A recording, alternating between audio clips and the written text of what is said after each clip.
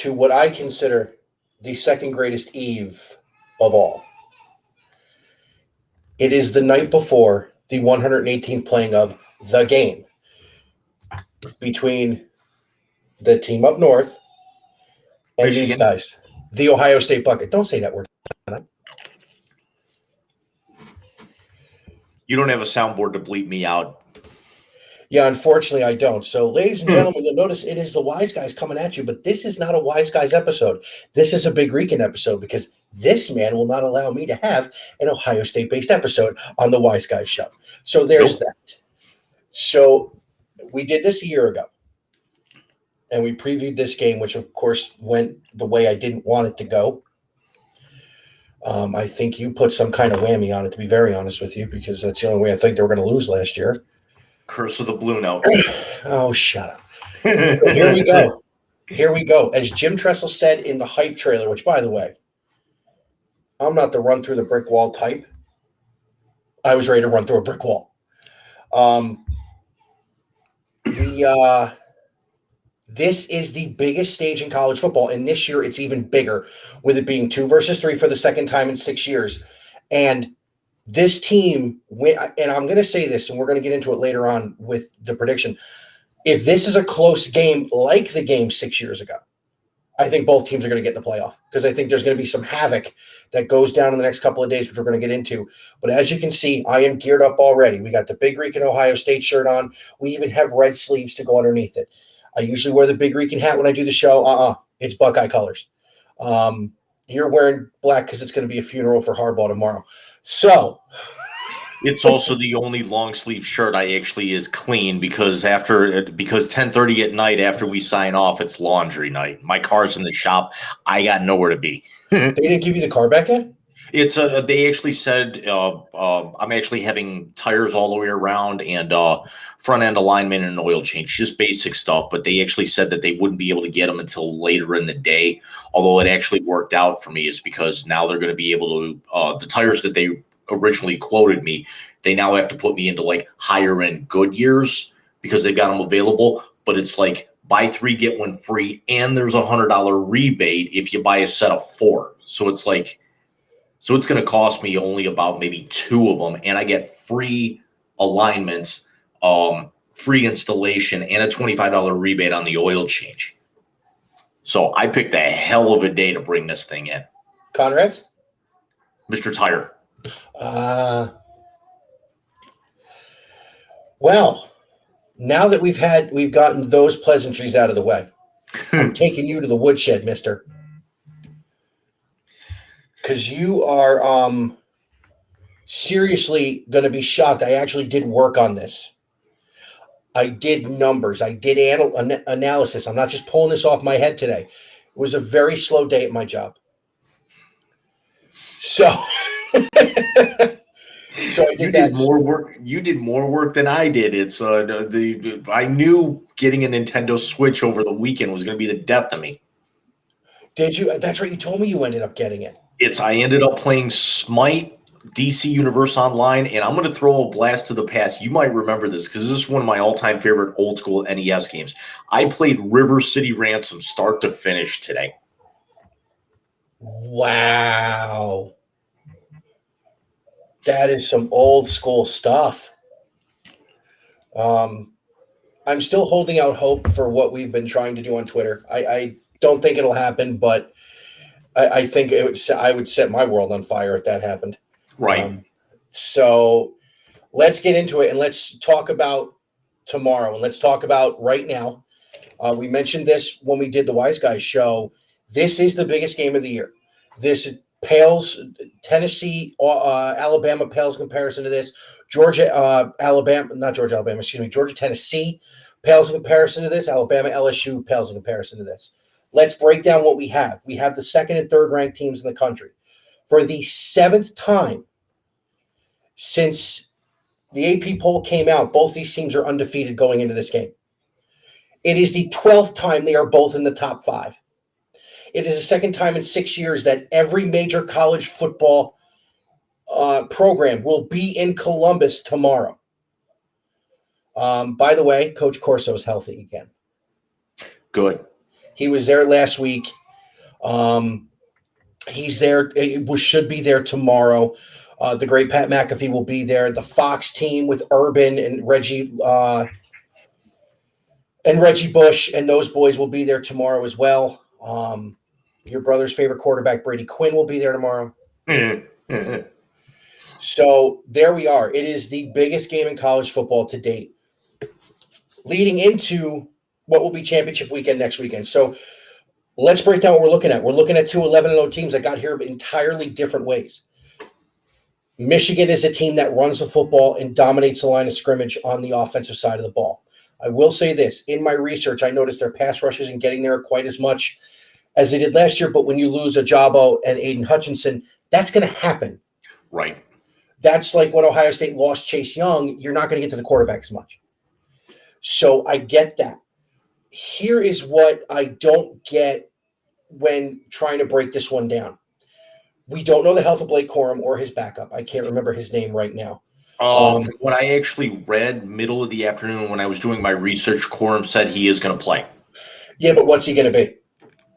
That is true. 100% Blake Corum, it's a different game, but there's something else people aren't talking about. Do you happen to see what their pass defense numbers are? I did, but here's also the other thing: is that a 60 or even 70% Blake Corum is still better than 100% second or third string on that ball club. I agree with you 100%. He is a dynamic running back. I think without the injury last week against Illinois, he's in New York at the end of the month. He's still going to get an invite. Yeah, but I think it's C.J. Stroud's to lose tomorrow. Right. So their pass defense has not, number one, done well, nor has it honestly been tested. Not this way. Not with the guy who's probably going to win the Biletnikoff running away as my cat jumps up on top there. They haven't been tested like this. And it's supposed to be 55 and sunny in the shoe tomorrow. Very little wind, too.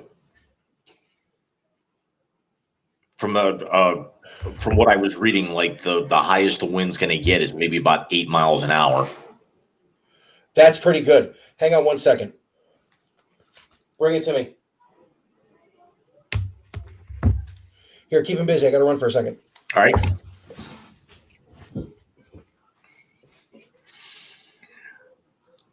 I love that he actually has me feel Ohio State sucks. They're overrated. It's come on. I can't wait for him to see this part of the playback on the stream. But we got a lot of fun for you guys coming in tonight. We're going to break this down. We actually have a very special surprise coming on the back half of the show. And also leading into the Wise Guys next week. And we'll talk about that towards the end of the broadcast, too. Sorry about that. The little guy's got some gas going on, so I had to get the medicine for him. If the pictures fall off the wall, we know what happened. This is not a Wise Guys episode. No going off the rails yet. It's a wise. It's on one of the Wise Guys channels. The Wise Guys name is behind me. It's hosted by the Wise Guys. It's going to go off the rails. When we get to the games down south tomorrow, I assume we shall. We shall. So getting back to it, and especially with the surprise that we actually have on the back half of this show, and also again leading into what we've got planned for you guys next week too. Exactly. So where was I? Oh, okay. So the pass defense hasn't been tested like this with the guy who's most likely going to win the Biletnikoff Award, with two guys who were in the top 10 in wide receivers in the country coming out of high school. And backs, even Dallin Hayden, who was magnificent last week at Maryland, that can catch the ball out of the backfield. Did I forget Cade Stover? You did not, but you just brought him up as I check in on Florida State real quick. Oh, that's right. Oh, by the way, I was wrong. The Apple Cup is tomorrow. Yes. It's so weird to actually see Florida State today. It's just you always remember it as part of rivalry week on Saturday. Exactly, and I think it's because they're both trash.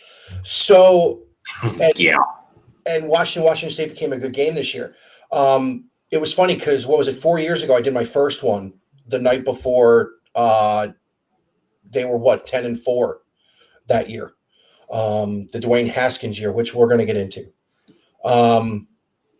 So I did that game, the preview that night, and the Apple Cup was going on, as was the Egg Bowl. Civil War, which we're going to get into, which is Oregon State, was Thursday. Yeah, that's where they actually were trying to like capitalize on the NFL thing and like try and sneak in a couple of college games on that day. Yeah, so CBS needed to fill because NBC, they weren't doing the NFL triple header, so that you needed to get a college game in there to fill that, and CBS wanted to jump on it a little bit. Yeah, so you had the rivalry game there, but I have very much the same feel as I did 4 years ago. That this is, both teams are going to be tested in ways they haven't been yet. Ohio State will be facing the best defense they'll face all year, as Michigan will be facing the best offense they'll face all year. The difference, in my opinion, with this one, Jim, and then I'll hand it over to you since I've run my mouth other than when I had to get up to do that, the entire time, and we're 11 minutes in, this is the best defense Michigan's going to see. But it's not the best offense Ohio State has seen. I think Maryland, with their air attack, is right here if Michigan's here. And that's not me taking shots. That's me watching both teams play last weekend, where one quarterback was asked to get a win, and it took a pass interference call to get into field goal range to beat Illinois, and a defense was asked to hold a lead that was pretty close, and what did they do? They got a 3-and-out and a turnover. So where do you see this thing landing? What are your feelings early on Friday? And let's put the hate aside for a minute. You and I will get into the hate when we're picking the game later. Well, I mean, you know me, stats guy, breaking down everything, and I don't know if it's the itch that, FanDuel's coming to Ohio here in 5 weeks, but Ohio State is an 8-point favorite, over under 55 and a half. Minus 320 on the money line. Michigan 250. For those of you unfamiliar, that means if you bet Ohio State, you gotta bet 320 to win 100. For Michigan, you bet 100, you win 250. This is you are right. This is second time in however many years where these teams are in the top five. It's back-to-back years, both teams in the top five. It was 2 versus 5 last year. It's 2 versus 3 this year. You are right that this is going to be the best defense that Ohio State faces this year, but it's also, and you are absolutely correct, it is the best offense that Michigan's defense is going to see all year. OSU averaging 46.5 points per game, second best scoring offense in the country, but Michigan's second best defensive team in the entire country, averaging giving up only 11.7 through 11 games. To do the math, they're allowing just over 2 scores a game. OSU racking up 492 yards per game on offense. That's tied for 7th in the country. Here's the key, though. Michigan Michigan averaging 452.6 yards per game, certainly a little bit further back, but Michigan averaging 39.4 points themselves on offense, and that actually puts them in at 7th, whereas Ohio State is 10th right now in defense at 16.9. So this is very, very much, what was the old Gorilla Monsoon line? The irresistible force meeting the immovable object. They're just, you look at so many of the intangibles going back and forth with this. It's Hold on, I got to interrupt you. There is a college football guy on YouTube who I watch him every week. It's not one of the big ones or one of the ones we talked about. He said, I don't want to use the Gorilla Monsoon line, and he used that line. So he wouldn't use it, and I did. Well, Jim, listen, man, I firmly believe that you are the You're the man when it comes to stuff like that because you can pull it off. This dude couldn't have pulled that off. I don't think so. Let me actually throw a trivia question before we really start breaking things down, because this is a game that Ohio State needs to win because of all the dominance that they had during the first part of Harbaugh's tenure there. Losing to him back-to-back years, this is something that they need to win. First of all, to cement Ryan Day for his legacy, going forward as the heir to Herb. Can you name, if Michigan wins this game tomorrow, it would actually mean CJ Stroud is 0-2 against Michigan as a starting quarterback. Can you name the last Ohio State quarterback not to beat Michigan that had at least 2 cracks at him? Whew. All right, let's go backwards. Justin Fields got him once because they punked out in 2020. He won his game. Dwayne Haskins got him once and 1.5, and he won both of those. JT Barrett was there for 10 years and won every game. Kidding. But he was undefeated.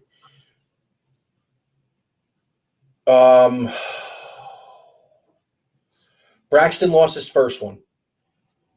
That was the 2011 season under Fickle. And really, that was a great game, but they ended up losing with a freshman quarterback and an interim coach. Before him was Terrell Pryor. I don't think he lost to Michigan. Maybe once. I know Tressel was 9-2. 9-1.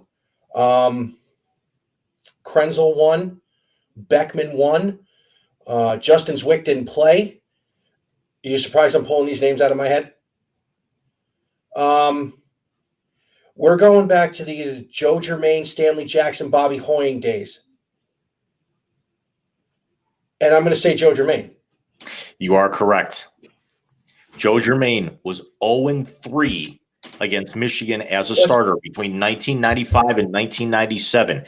He had in those 3 games, his entire losing margin was a combined 18 points. CJ Stroud lost last year's game by 15 alone. So there's a lot hanging on Stroud and Day this year. There is, and I've seen people saying that Ryan Day would be on the hot seat if he lost again this year, and I'm here to say you're an idiot. Right. As big of a Buckeye hater as I am, that's absolutely ridiculous. It's losing back-to-back years, especially with the resurgence of Michigan right now, is definitely not anything to hang your hat on. It's also not a death nail as it was maybe 5 years ago. Let's be honest, and hate aside, Michigan is back. Yes, Harbaugh has done exactly what he promised to do when he took the job in 2015. Late 2014. He took that job. No, it was January 2015 because he took the job and they announced it the week before Ohio State won the first playoff. In that week in between. And you can attribute that to, the entire carousel and everything. You saw all the turnover and everything in Penn State. You finally saw Herb move on. Maybe it was time for him to come up. You've actually seen the fluctuation. You've seen Wisconsin and Nebraska come back. You've seen Illinois and Northwestern start to elevate. Certainly not this year for Northwestern, but it's flux. Ohio State's been at that level. Yeah. It's just something where he's finally got this program going exactly where it needs to be. No, I have to take my hat off figuratively because I'm using the big light behind me and it's going to glare if I actually take my hat off. I shaved my head today. Sorry. But in the summertime. Hey, he's unfortunately unable to join us tonight. I'm actually going to bring it back to that joke. Yeah, well, never mind that. He's not able to join us because he's in friggin' the Mediterranean in paradise right now. Did you see the live video Willie did where they were buying sneakers in Turkey? I did not see that one, but that was about the only one I haven't seen yet. Yeah, he looks like he's having a good time. So this show was originally supposed to be Jim and I and Willie. Alex was extended an invitation. Like it was basically going to be the same. And our buddy John Rice, who we went to high school with, was also extended an invitation. Alex's family in town for the holiday, and again, happy Thanksgiving, everybody out there. Willie is on vacation out of the country. John, which I think is cool, he is a college football referee, and he is doing the FCS playoffs tomorrow. His game kicks off at 2 p.m. He says he's going to watch a little bit of the first half. But what Jim was surprised about with me, of all people, is that I would have had 3 people on this show who hate Ohio State. Does like some sort of wormhole open up at that point? I wasn't born into this rivalry. I picked this rivalry up moving to Northeast Ohio when I was a teenager. I picked it up when Joe Germain was getting his rear end handed to him by Michigan every year. I mean, figure out those 3 years you just talked about. 95 was the Biaka Batuka game. 96, I don't remember that. 96 was that's also the year Eddie George won the Heisman, right? 95? Correct. Okay. So 95 was the Biaka Batuka game. 96, they lost in the shoe. And 97 was Charles Woodson winning the Heisman Trophy. And keep in mind that both of those 2 of those 3 games cost Ohio State a shot at the national championship. Yeah. 95 and 97. 96, they were good, but you could tell they didn't have Eddie George. But I love the fan part of it. I really do, because there is hate. It's not even it's hate. Like, I live in upstate New York. People tell me, "Oh, Yankees Red Sox is a great rivalry." Yankees Red Sox is romper room compared to this. So here we are. The night before, we talked about what we think are the big points to the game here. Let's circle back to this one at the end. Little man sounds like he's calming down. I'm kind of keeping one ear on the back too. He will be decked out tomorrow. Last year, I don't know if anybody remembers watching, or if you remember what his onesie said last year before the. Yeah, I came in late, but I remember. I have a Michigan in my diaper. Jim, come on, that's funny. Yeah, we're on your channel. We will gladly not mention the interaction that you and I had yesterday. No. No, it actually Thanksgiving between the wise guys nearly turned into season's beatings from 3.5 hours away. Yeah, that's more than that. You got Salamanca on the way. I drive. Your car's in the shop. Anyway. Shut up.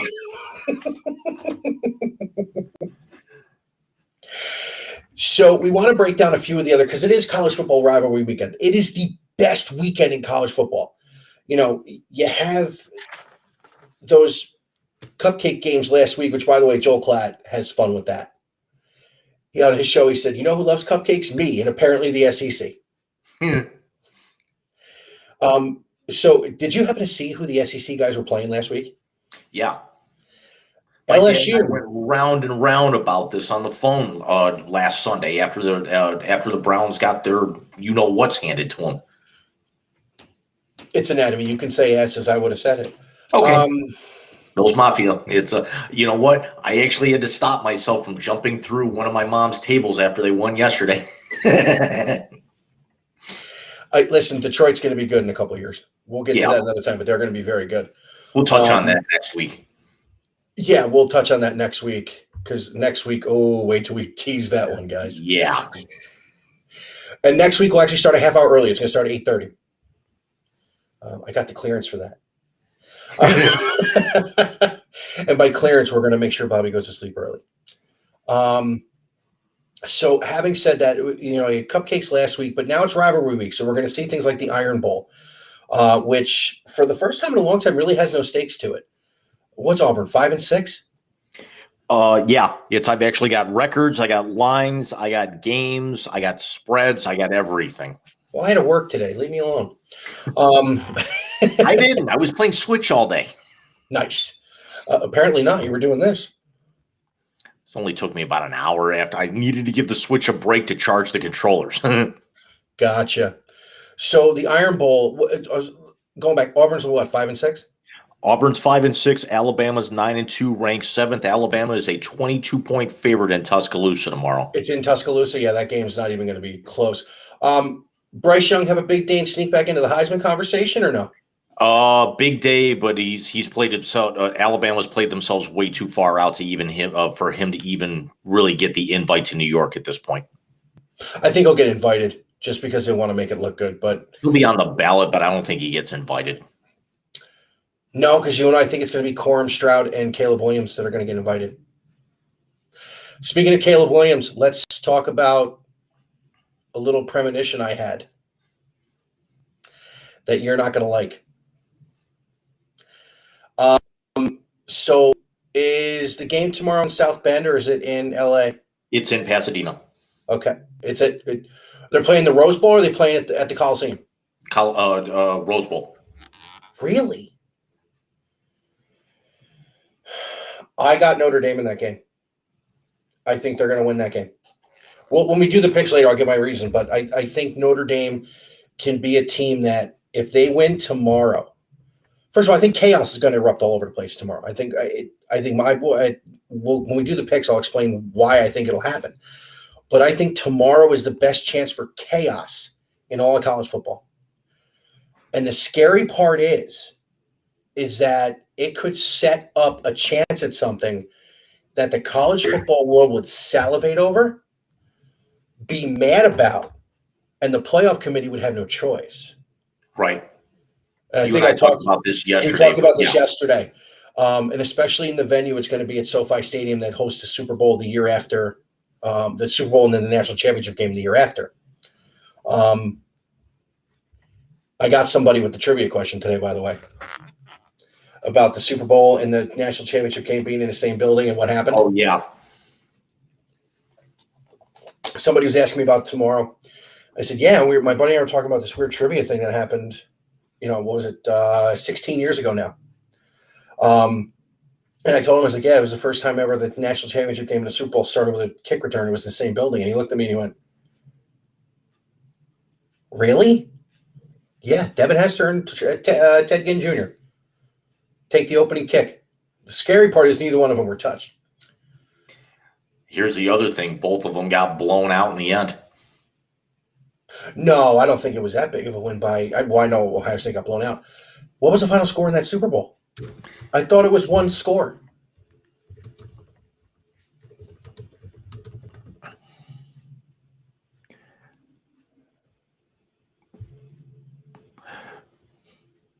$29-17.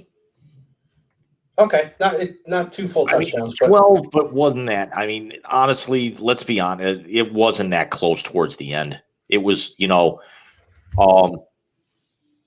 mean, there was a lot of back and forth with that, but it's well, then again, yeah, you're right. It's because it was 22-17 in the third, and then remember the Kelvin Hayden pick six in the first couple minutes of the fourth quarter to basically ice it at that point. But did you?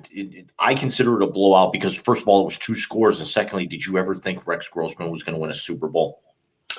No, I didn't think he was going to win a Super Bowl, but he also had the second coming of the '85 Bears on defense that year. Off topic, real quick. Cavs up by 6 over Milwaukee right now in 2 minutes into the third quarter. Like it. They were up as many as 13 in the first quarter. Were they really? Yeah. Is that on nationally? No, it's regional right now. Come on. Did you see North Carolina got beaten hoops today? By who? Iowa State. Stop it. Number 1 goes down. Really? The Buckeye women are in the top 5, I think. Yep. I'm so happy college basketball's back too. I mean, let's be completely honest. Baseball just ended. The NFL's in full swing. You're now in playoff push mode. You're in playoff push in college football. The NBA is in full swing. The NHL is in full swing. College basketball and both men's and women's are back. This is one of the best times of the entire sporting year. It really is. I agree with you, especially with now we have, like you said, college football's going um, into the rivalry section, which, again, I love this time of year for that. There's really nothing like it. I'm trying to see. There it is. Let's also enjoy it while we can. Just considering after next week, we're gonna have to wait 3 weeks in between games, and some of these teams are gonna have 6 weeks off. Which is ridiculous. That's going to be the good thing about when the playoff expands is that layoff is not going to be anywhere near as long. Yeah, but I think also the great thing about the expansion, and we're going to get more into this on Saturday or Sunday, is that That's next Sunday, by the way. Everyone. next Sunday. I can't do this 2 days in the weekend. I got too much going on. I actually only get tomorrow because it's like the one day a year where I say, okay, this is what I'm doing. Even I was telling somebody the other day, even during the World Series in 2015 when the Mets were in it, we had plans one night. I went, I listened to the game in the car, kept an eye on my phone. This game, TV. A few years ago, 6 years ago, when it was 2-3 the last time, I had to work that morning. I lived 45 minutes from my job. My district manager actually told my boss to let me work 8 to 11. So I went to work that morning and I had game day on my phone all the way up the entire time I was there. I left work at 11. All the way home, I was pulling into my driveway as Coach Corso put Brutus on his head. I walk in the house and my awesome wife had, you ready for this? There were Heber National hot dogs, a bag of chips, and 2 Christmas ales. You had me until Christmas ale because that's one thing I never got into. I never got into Christmas ale. I smuggled it out of my parents' house. That's how I had it. But 2 Christmas ales waiting for me. And I was like, oh, you're the best. She goes, I'll see you at halftime.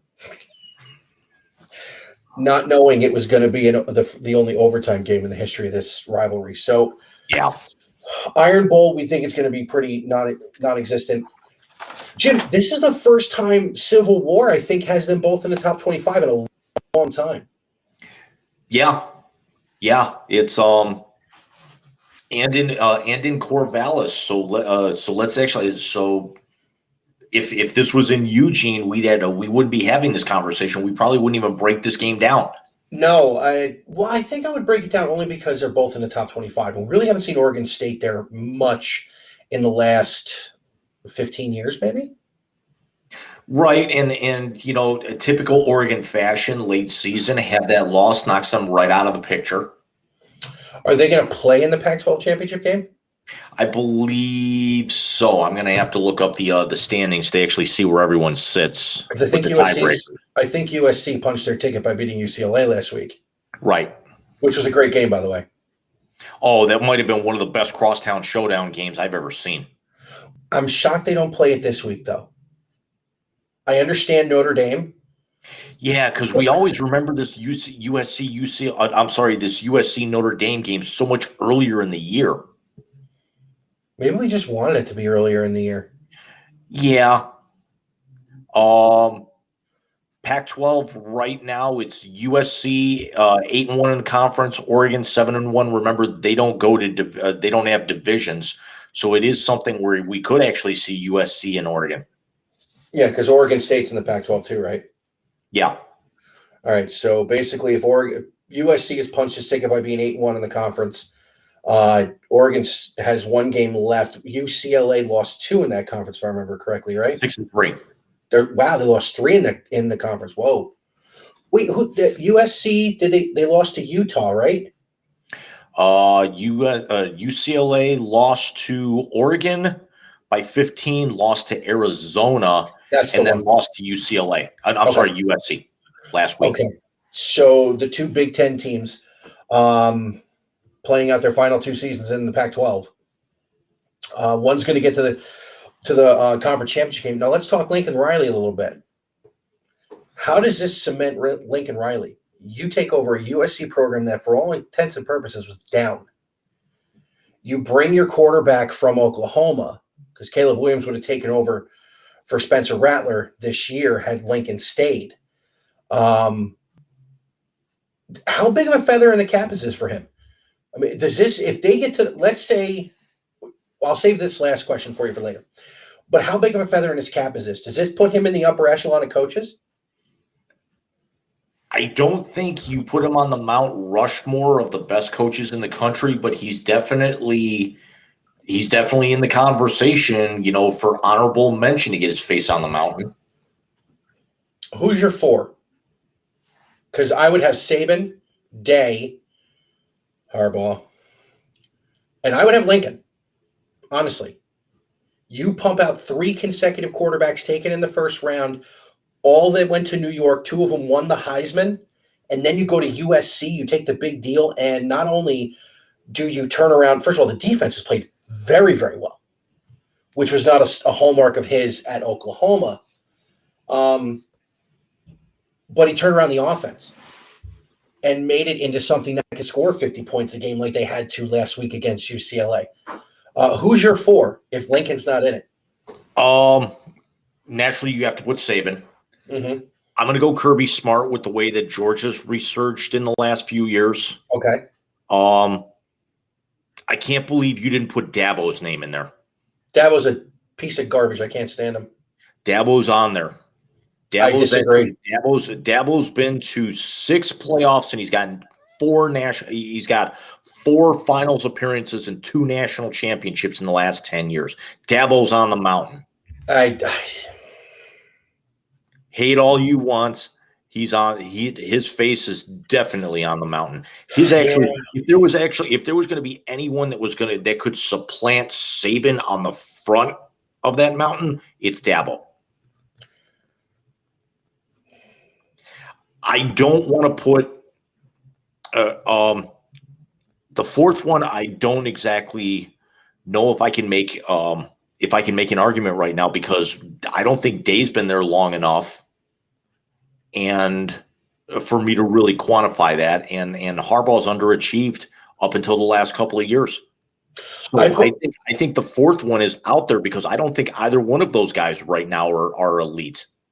See, I put Day up there for, let's be honest, 2019 would have been a lot different of a season if Ryan Day didn't get Justin Fields to come to Ohio State. I would probably put Lincoln Riley up there just for the job that he did at Oklahoma, and then especially just transitioning straight to USC and seeing what he's done. So yeah, I'm gonna go Saban, Dabo, Kirby, and Lincoln. See, now that's totally fair, and just so I can finish it. And Day is not just a homer thing. Day is, remember, he is why Dwayne Haskins went in the first round. He is why Justin Fields came to Ohio State and went in the first round, who's now playing great and got hurt with the Bears. He found C.J. Stroud while they were on a trip for a wide receiver. You talk about a guy whose first loss that wasn't a national semifinal was that game against Oregon. A playoff game, because of course he lost the national champ. They lost the national championship game to that Alabama team. That 3/4 of their offense went in the first round of the draft.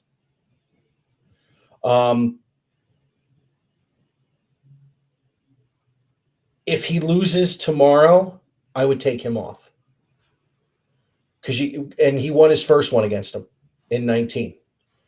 I still say to this day they ducked him in 2020 because every team that canceled a game for COVID didn't put out a tweet later in the week that it was their best week of practice that year.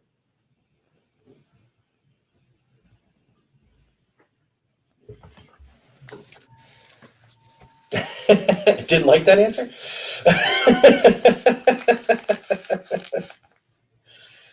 Oh boy! I'm never going to fault a team, regardless of the circumstances. People can call it ducking, do whatever they want. I'm never going to fault a team for canceling games that year. I don't care what the excuse was. I didn't fault until they put that tweet out. because no other team talked about their practice schedule when they had to cancel the game. So that bugged me. Being fully, not as an Ohio State, that bugged me as a former athlete. Don't say you can't do it because of this, but then you go and do the same thing you were going to do anyway. You were going to practice that week whether you played or not. Yeah, but if you follow the Browns or the Jets and you see what they've really kind of done this year, we had the best week of practice all year, and then you go out and you crap the bed. Well, yeah, because that was the year Ryan Day said after the Big Ten Media Day he was going to hang 100 on them. All right, so Civil War, first time in the top 25 in a long time. And the Apple Cup is tomorrow, too, which, again, usually was on Thursday or Friday. Are they both ranked? Washington is. Wazoo is not. Okay. I think Wazoo got votes, but not enough to get in. Okay. Here's a game that I didn't mention to you. I know I sent it to you in the picture I sent of the ones I wanted to talk about. I think after last week, South Carolina-Clemson becomes a more interesting game, with South Carolina putting an absolute whooping on the team with what people consider had the best win in the country, until they got smoked by Georgia, beat by Georgia, and then smoked by South Carolina last week. And Spencer Rattler. It's like I can't even remember what I wrote here.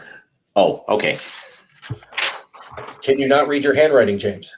We remember that I used to be a member of the professional media. Of course, I can't read my handwriting. That's true.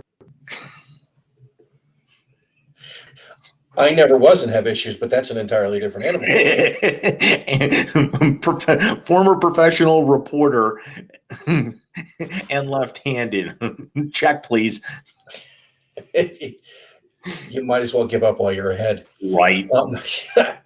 So I think South Carolina Clemson becomes more interesting after the beatdown that South Carolina gave to Tennessee last week. Right. Now, can South Carolina's defense, you think, take advantage of the fact that they have had unrest at the quarterback position against Clemson, or is this just going to be another Clemson smoke South Carolina year? We're not picking the game yet, but I think Clemson's kind of righted the ship after their disappointments a few weeks ago. It's I don't know if you actually saw my sports note, but I actually called him DJ Gungala Gungala. Well, at least he's got that going for him. Yeah, right. Because quite honestly, the way that he was playing up until he got pulled, he basically had them at the base of a 10,000-foot glacier for 3 or 4 games. Only you and I could put Caddyshack lines into a college football show. Do you understand that? Only the wise guys could do that. Jeez. I mean, other shows could, but they actually they have decorum. We don't. Say that louder. I'm hoping the other thing happens, and you're saying this stuff. People could be watching this thing. Well, they're not, but don't worry, no one's watching anyway. I'll have that clip for next week. Trust me, you asked for it. I'm going to get it. I appreciate that, sir. So. Matter of fact, I'm going to clip it tomorrow. I'm writing myself a note now. Make sure you can read it.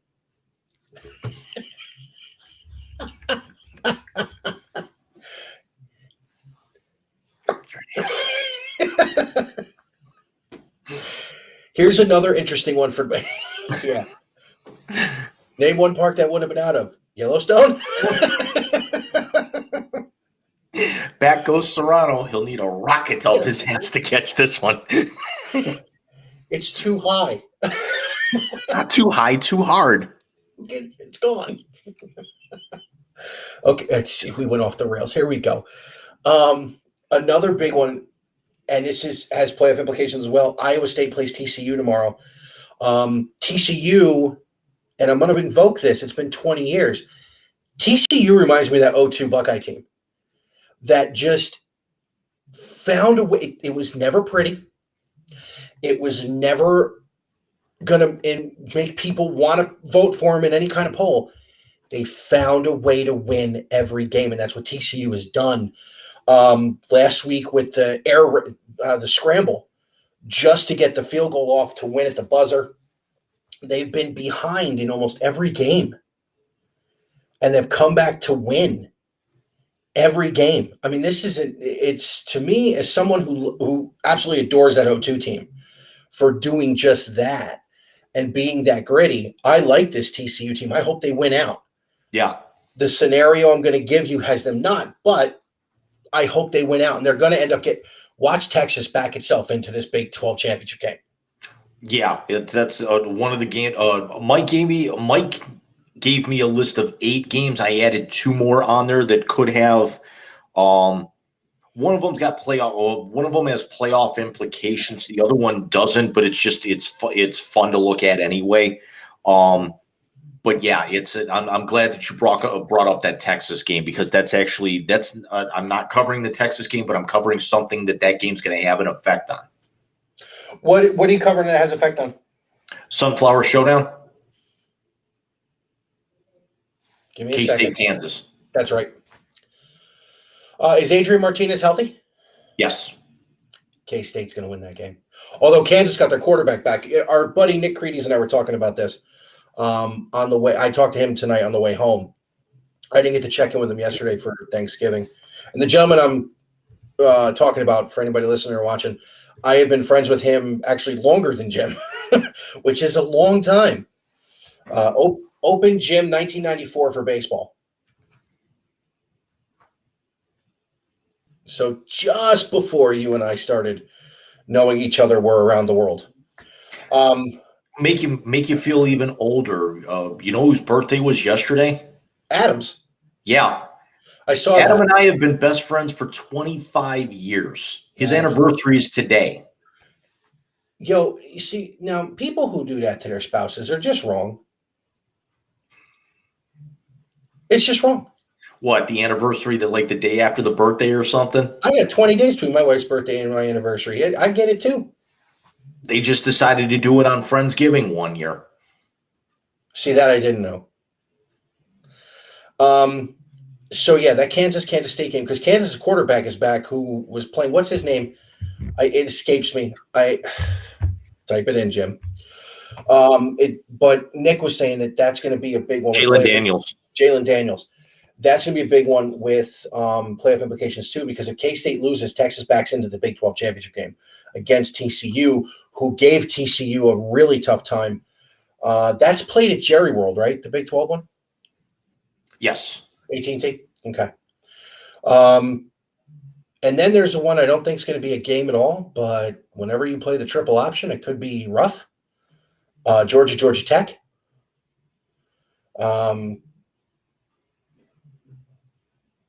Why do they still play that game? Not much of a game. Certainly not much of a rivalry. But let's be honest. Let's call it what it is. I'll wait for you to finish your drink. Not to laugh or anything. The greatest nickname of a rivalry game in the history of college football. Clean, old-fashioned hate. I like it. How do you top that? The game. No. That's how you top. Yes, you do. No. No. The game and Cal Stanford, the big game, it is not clean, old-fashioned hate. How about the 10-year war?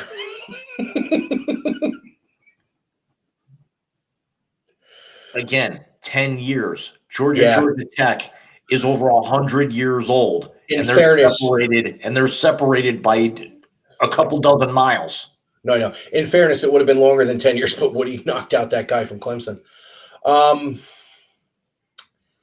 Yeah, it's not going to be much of a game. I do like seeing Georgia Tech's offense play against a good defense, though, because you can see just how terrible the triple option really is when your team knows how to stay in its gaps. Although Georgia Tech's special teams always bring it, whether it's a block punt, block field goal, a punt return, they always make a big play when they need to. I will give them that over the years.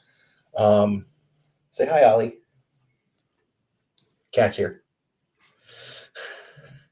All right, Jim. So you want to get to our game day segment now, and we can talk about the craziness I think may happen. I can't do a McAfee voice, but let's do it. All right, so let's break it down here. We're going to go through the 8 games that I gave to Jim. What was and you said K State Kansas was the other one, so we'll pick Uh, that one too. yeah, and then I also have one more to add in afterwards. What was that one?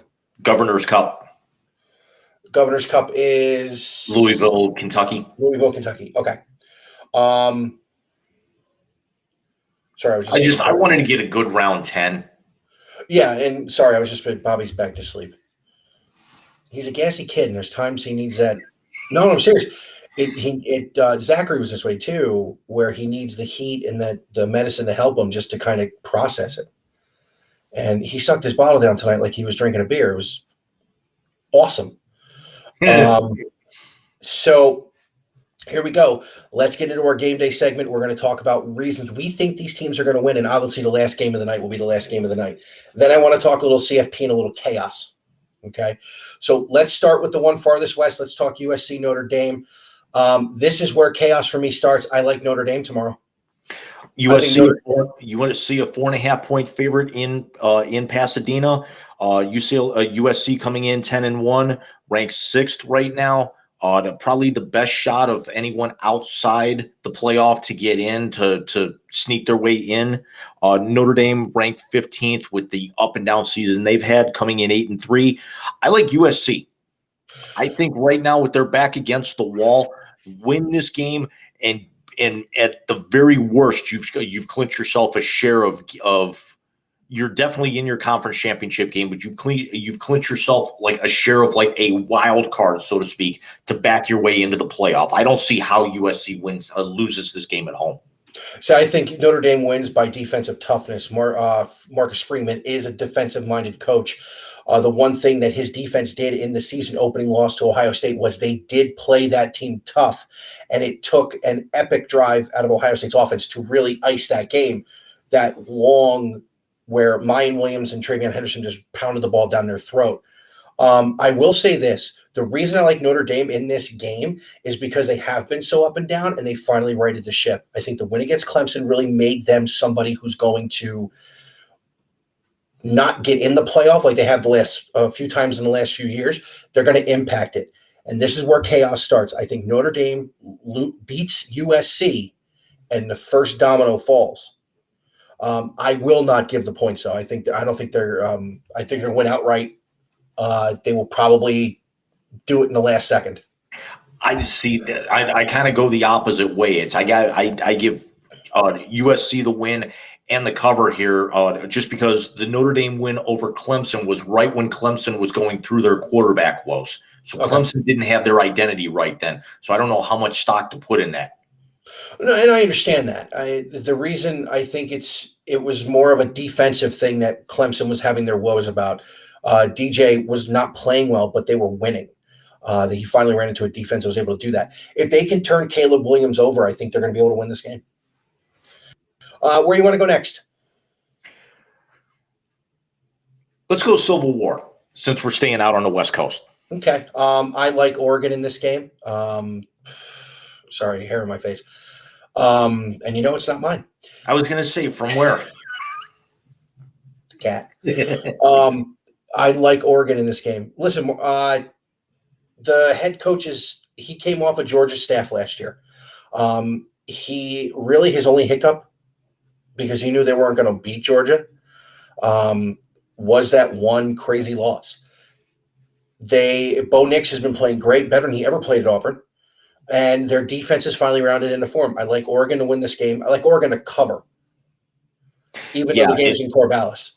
Yeah, to break the game down, Oregon coming in ranked 9th, 9-2 on the year. Oregon State coming in at 21. They are 8-3. Oregon is giving 3 in Corvallis. That's it.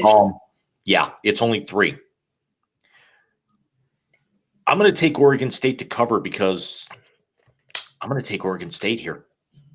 Are you taking them to cover or win? Win outright.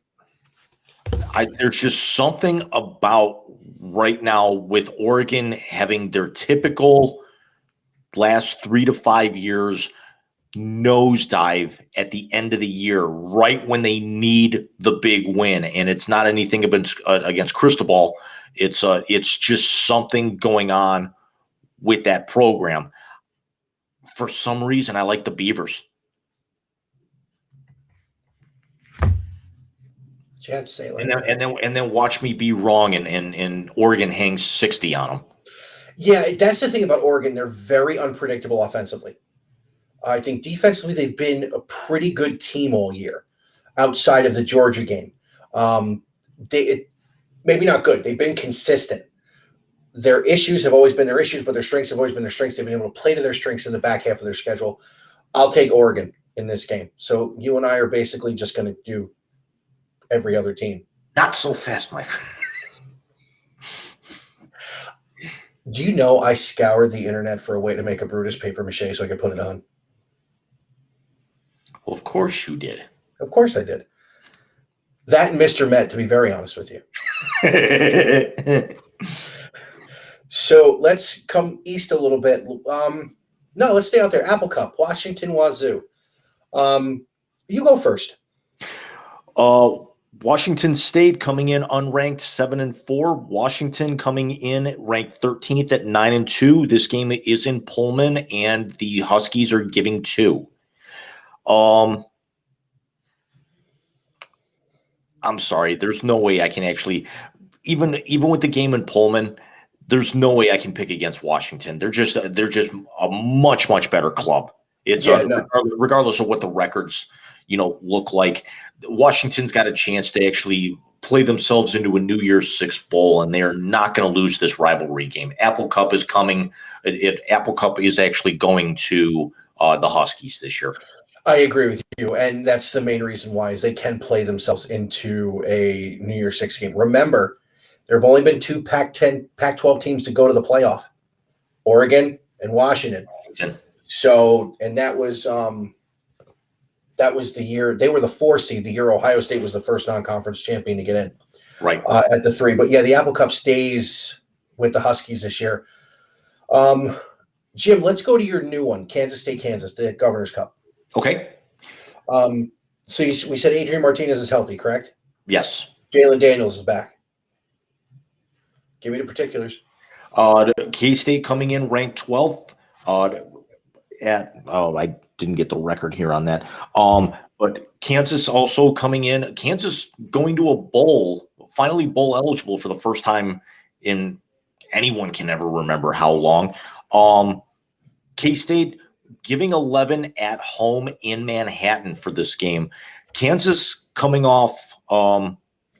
Kansas has taken a nosedive since that great start to the year that actually saw them get all the way up into the top 10. They've lost 4 out of 5. Well, that's when Jalen Daniels was hurt. Right. Kansas State's 8-3, Kansas 6-5, that bowl eligible team. Look, K-State's tough. They're tough at home. Adrian Martinez is healthy. We are seeing the quarterback Scott Frost wanted him to be at Nebraska. I'm going with the last name here. I'm going K-State just because their quarterback's last name is Martinez. I'm a homer when it comes to my name. I got that. Plus, K-State's defense is nasty. Oh yeah. That defense is. I mean, I watched that TCU game that they had earlier. It might have been one of the best college football games I've seen all year. But K-State. Here's why I added this one in with the Sunflower Showdown. It's because of the playoff implications. Because K-State wins, they are in the Big 12 title game. TCU has already clinched their spot. They lose, Texas gets in. K-State, with being ranked 12th, also has a shot of getting not 1 but 2 Pac-12 teams, one into the playoff and then another one into a New Year's Six bowl. Name the last time we were able to see that out of 2 Pac-12 teams that weren't named Oklahoma or Baylor. You mean Big 12? Big 12, yeah. Hey, here's a question. When's Bedlam? Didn't they already do Bedlam? I thought they did. Oklahoma State. That was a couple of weeks ago. I thought so, but Why not this weekend? Oklahoma State's playing West Virginia. Yeah, I don't know. I'm still a firm believer that it shouldn't be Bedlam. It should be Red River Shootout to end the year. Yeah. No, I like that. I Because would. That would the rival isn't Oklahoma State. The rival is Texas. agreed. It'd be nice to see Quinn Ewers get into a really big rivalry game since he. Actually, Bedlam was last week. Oklahoma beat Oklahoma won 28-13.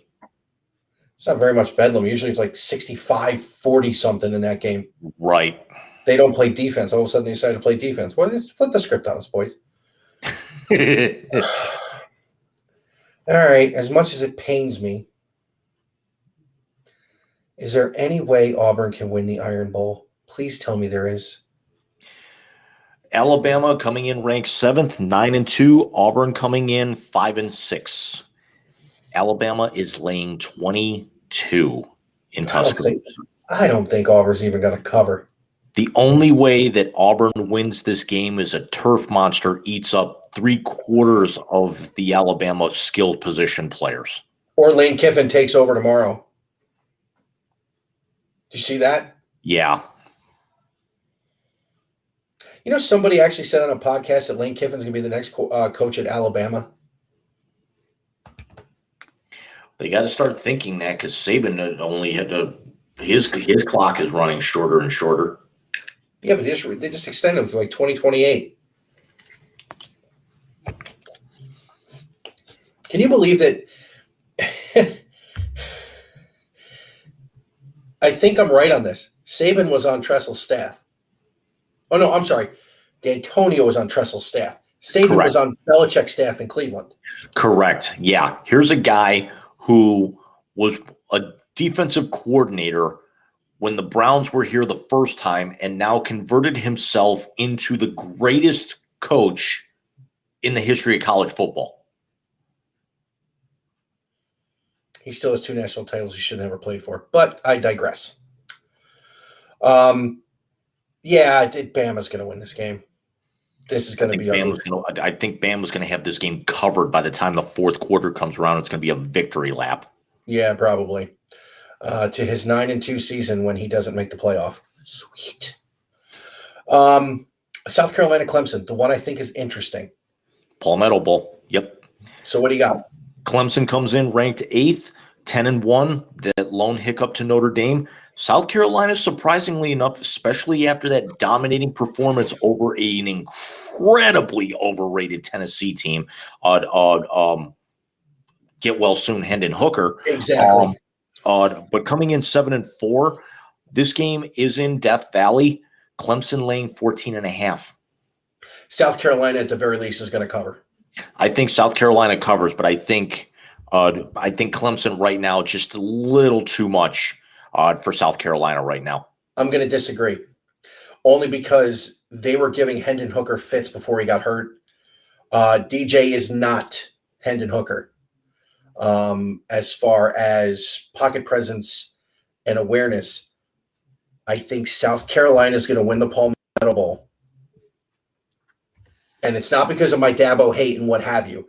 This is me honestly saying what I saw because I actually watched the replay on YouTube against Tennessee because I was shocked at the final score. I was like, what? They were averaging 28 points a game and they put up 63. I said, Tennessee's defense is not that terrible. They're not good, but they're not that terrible. So I watched a lot of the highlight package that was on YouTube and I'm going, South Carolina might have figured it out. And Clemson's defense isn't what it normally is. It's not. Correct. But why I think Clemson wins this game, I don't think they cover. But the thing is that every time the DJ's gotten in trouble, Kate Klubnik has come in and done a very good job. And with Klubnik taking over this franchise, not this franchise, this program at the quarterback position, I think he's just going to be. I think Klubnik is going to be the next great Clemson collegiate quarterback because Trevor Lawrence was a great quarterback in college. Jury's still out on him in the pros. We all know about Pudding Pops. And yes, we did actually have to bring him up on this show. And so we still will not name him by name until next week. And again, we're going to cover that here towards the end of the show. I still won't talk about Dr. Huxtable, okay? But you know, each of those guys has a national championship. Is Klubnik going to be good enough to be able to get Dabo a third title? We'll see, but I think he's a better option right now than DJ. Is he a 14.5 point better than a South Carolina team that found themselves last week, even regardless of I still think they would have won that game. Certainly wouldn't have been dominating enough, even if Hendon Hooker doesn't get hurt, because of the way that he got the snot kicked out of him the week before. See, and that's the thing. Their defense was giving him fits. They were able to get pressure off the edge, where it seems like for a mobile guy like Hooker, he succumbed to more pressure off the edge to me from what I was watching than he did up in his face. Like Brady, if you get in his face, he can't handle it. Just ask the Giants 2 Super Bowl wins. But Hooker, if you came at him from the outside, he had a problem. The happy feet weren't working for him. So I think they can get pressure on either Klubnik or DJ. And I think Spencer Rattler can control the ball enough. And he's been in big games. I think he can get it done. I really do. And I think Beamer is a great coach. Or not. Beamer's their coach. Sorry. You pick the next one, James. I'm going to go Governor's Cup here because we've only got a couple left, and then one of them's basically a shoe-in here. We got 25th ranked Louisville that really kind of everyone slept on this year, coming in at 7-4. We got Kentucky coming in at 6-5. Kentucky giving 3 in Lexington, surprisingly enough, considering Kentucky has completely fallen apart from getting into the top 5 earlier this year. They did at the end of the year what Texas A&M did at the start of the year. You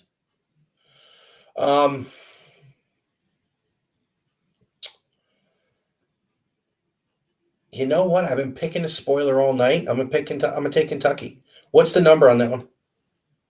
What do you mean? What's the spread? Kentucky giving 3. Yeah, Kentucky wins and covers. As much as I hate to say it, I think so. I originally was thinking Louisville, heart saying Louisville, head saying Kentucky. I think Kentucky just kind of puts one together and ends Louisville's regular season on a very sour note, considering how well Louisville's kind of played down the stretch here. But that game's always a lot of fun to watch. Yeah. It's certainly got no implications on anything. Both teams are going to bowls, but it's just one. This could be probably one of the nastier games of the day. Oh, with fights and stuff? Oh, they're going to throw hands in Columbus at least once this game. That is very true. We have 3 more. We have 3 games left. We'll actually get this one right out of the way. Clean old-fashioned hate. We got the number 1 team in the country, the 11-0 defending national champion Georgia Bulldogs, going up against the 5-6 Georgia Tech Yellow Jackets. Georgia is laying 35.5 in Athens. Georgia covers. Georgia's going to win this game by 40. I was just going to say, the question is we know they're going to cover. Are they going to hang 60 or are they going to hang 70? 60. Because I think Kirby pulls the starters at just to be difficult.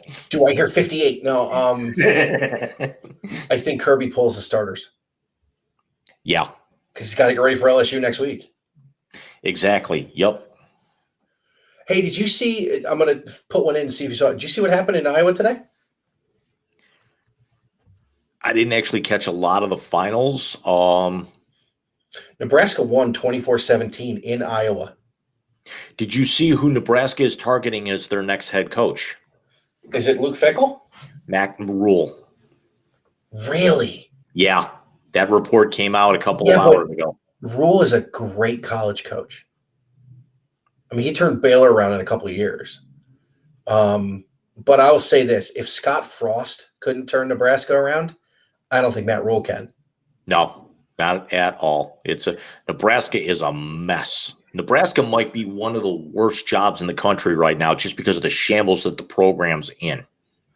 Which is shocking because Frost built UCF into an absolute juggernaut. Yeah, but that was also big fish in a small pond as opposed to right now. He went into one of the premier programs in the country in a conference that was absolutely loaded by the time he got there. Let me ask you this hypothetical. Does Scott Frost rebuild Nebraska if they're still in the Big 12 instead of the Big 10? I think so. I honestly would agree with that because really his only major competition at that point would have been Oklahoma. He didn't have to go up against Texas. Texas has not been consistent until the last 2 years. And that's when Sark took over. Exactly. But you had Michigan on the come up. You had Ohio State dominating. You had Wisconsin, who was still in the mix. You had Penn State, who was challenging Ohio State every year. You had either Illinois or Northwestern as the up and down. You had a very consistent Indiana program for a couple of years. You had Purdue, who would play spoiler. But him coming into the Big Ten at that time was a death nail from the start. Yeah, no, I agree with you. And it's sad to see, though. It really is because I think with the legacy that he had there, it could have been a great story. So we got a couple games left. Iowa State TCU. Another one where I think if it goes the other way, chaos will reign. What's the line on that one? TCU coming in as in the playoff right now, ranked fourth, one of the four unbeaten teams in the country at 11-0. Iowa State coming in at 4-7, sitting in the very bottom of the Big 12 standings. TCU is only giving 10 at home in Fort Worth, though. If I were a betting man, I would actually that line is begging for you to put some money on it. It is. I don't have money to put on it, but it's begging me. I like TCU in this game, but it's like, how many more times can you have a close call like that before somebody gets you? So, yeah, I think TCU wins this game. I don't think they cover. I think they win by a touchdown. I think they go out and they make a statement. Even if their quarterback play is not the greatest, you still have the best running back in the country. I'd say the guy playing it not 100% is the best back in the country up in Columbus, but that's just me. Well, okay. The best back in the country, like this week. Okay. Because Blake Corum's not going to be 100%. So the kid at TCU is the best back in the country. Right now. But I think TCU goes out. They get that statement win. They punch their ticket. To Dallas next week. Home game, close out the season, make a statement. I don't think they run it up, but I'm thinking 16, 17, 18. 3-score game here. TCU is actually, they've had their close calls, but let's also be honest. The Buckeyes have had close calls against teams that they actually should not have lost, should not have been nearly that close. They were close against Penn State until late. Penn State ended up 9-2. They were close against Maryland until the fourth quarter. Maryland ended up 6-5. They had to get by with two late scores to beat a Northwestern team that only ended up having one win this year. Not in the United States. Right. But, TCU right now, can get by with those just because of the level of talent that they have right now. Call the Pac-12. Call the Big 12. I'm sorry, the second time I've done that here. That's right. Call the Big 12 inferior for any for everything else compared to some of the other conferences, even opposed to the Pac-12. But I think TCU wins this game and comfortably. No, I think they turn it around here and get the win at a decent level. I like their quarterback too. He's gutsy. You lead this many comebacks, you know how to win football games. I like that. Right. I could see them. I think the only way that they might cover is that if they get a comfortable enough lead that they sit some guys and try and get them a little extra rest for Dallas next week. Yeah, it's not a bad idea. So, well, we've come to that moment. The moment we've all waited for to discuss this evening.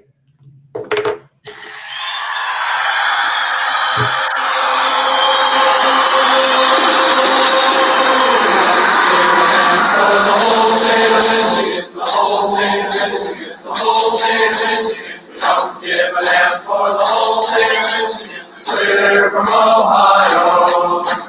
We're from Ohio. Oh, hey. We're from Ohio. I will spare Jim the rest of that.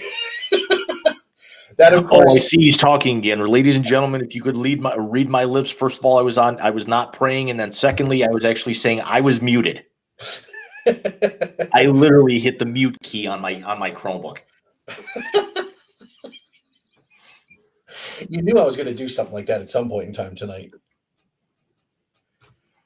That's right. We are here. It is the game. It is the biggest playing of this game in 6 years as the number 2 Buckeyes welcome in the number 3 Wolverines from that school up north.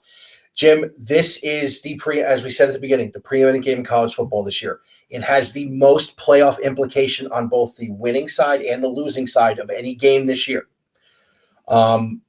Break it down for me. We've talked the numbers earlier. Mm-hmm. We know that this is a top 10 offense against the number 1 defense. We know going the other way, this is the number 2 offense in the country against the number 2 defense in the country. We know this is back-to-back years that think about this. Since the start of last season, each of these teams only has 1 loss. Ohio State's loss was to their opponent tomorrow. They have 2. They lost to Oregon. Okay. So you keep forgetting the Oregon game. Okay, yeah, that's twice today. But these teams have a combined 3 losses between them. Ohio State loses to Oregon, who should have been in the playoff last year if they didn't actually crap the bed in the last 3 games of their schedule. They lose to Michigan in a game. Let's also be honest. I said earlier it was 15. It was not that close. And Michigan's loss was in the playoff where they just got spanked around by Alabama. Georgia. And nobody was denying Georgia last year whatsoever. J.J. McCarthy taking over for Cade McNamara this is actually where a lot of people would think Ohio State is going to run away with this game. McCarthy throwing for 1,952 yards, 14 touchdowns, 2 interceptions after taking over from McNamara. His numbers aren't anywhere close to C.J. Stroud. Here's the thing, though. Michigan runs the ball just about as good as anybody in the country. Mike Bell ran up 300 yards against them last year, or just shy of it. Blake Corum has 1,457 yards and 18 touchdowns going into this game. He is easily he's the 5th leading rusher from scrimmage in D1 right now. He is easily the best running back in this entire country. He is going to be a first-round pick, and you never draft a running back in the first round unless it's a generational type talent. Blake Corum can be that guy. Neither one of these teams turn the ball over all that well. Little bit of trivia here. Not one player on either team ranks in the top 50 in the country in sacks. The player who has the most sacks on either side right now is Michigan linebacker Mike Morris, who has 7, and that puts him in the 40s. How many does Harrison have? Zach Harrison. That I did not check, but less than him. These teams have only 31 sacks. They're tied with 31 sacks. Do the math. That's 2.5, 3 sacks a game. But again, certainly not what we're expecting out of these clubs. We're expecting these clubs to be in the 40s or even the low 50s with the way that they typically just get in the trenches. If this is something that Corum comes out healthy and he can get into a second level, we know Ohio State's defense is still vastly improved. I think the wild card right now is McCarthy, because I remember I said last year Michigan would want to throw the deep ball a little bit with their speed, and if they can get into that second level. We know Corum is still going to somehow, some way be able to get into that second level, but Michigan, as great as their speed is on the wings, will probably do a lot of dink and dunk here, and this is something where Corum running is going to be able to set up that intermediate passing game.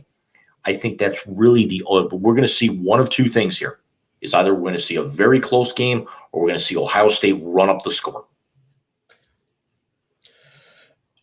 I'm personally getting a 2018 vibe, because when I did that preview, my comparison to that game, you got to remember, it was a passing attack with Dwayne Haskins in 2018, which saw him set records that I don't know will ever be broken. And if they're going to be broken, C.J. Stroud's going to be the one to do it.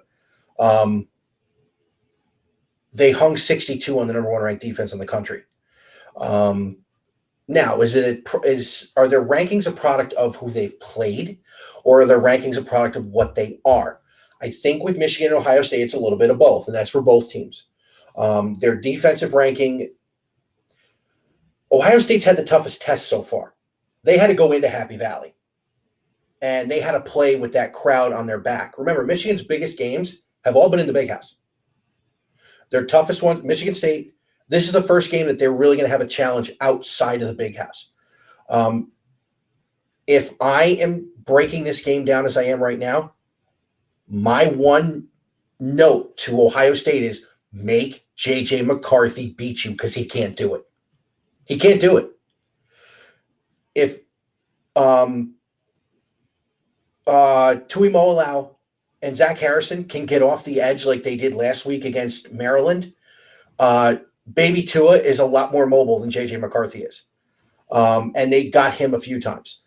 If Tommy Eichenberg, who, by the way, is playing with 2 broken hands, if they can have decent gap control against a hobbled Blake Corum, this is going to get ugly, because I don't think Michigan has anybody that can cover Marvin Harrison. And if you bracket him over the top, not one-on-one. Here's the thing, though. I'm glad that you brought that up. Michigan, we all know how great their defense is. They have the 5th best passing defense in the country. They're only giving up 161.7 yards a game.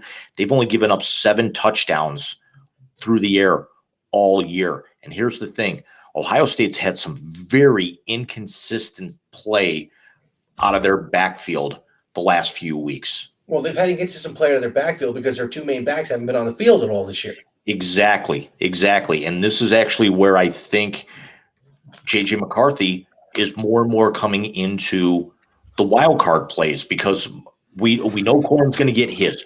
We know Stroud's going to be able to move the ball, but how much is he going to be able to throw? We know that JSN is he's going to get his targets. We know that Harrison's going to. JSN's out. He's not playing. Okay, so that changes the dichotomy. I was not even aware of that. I actually thought he was a questionable. Let me know that. we know that Harrison is gonna get his. It's just like last year. We knew that the Ohio State receivers were going to get theirs. We knew Mike Bell was going to get his. The thing is that Mike Bell got his a lot more because of the pressure that Michigan was able to put up front and rattle CJ's cage in that game. And the elements were a factor. The elements are not a factor this year. I agree. This could be a track meet. So if Corum comes out at 80 to 90%, I don't think he gets 300 yards, but I think this game is a lot closer than what you think. And it could be something that could Michigan get them a second year if it's a lot closer. This could come down to the final 4 minutes.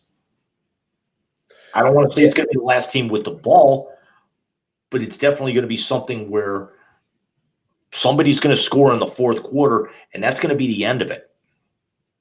Yeah, no, I agree. It's definitely going to be it's going to be a knockdown dragout. I'm looking up the injury update. Cavs lost by 15, by the way.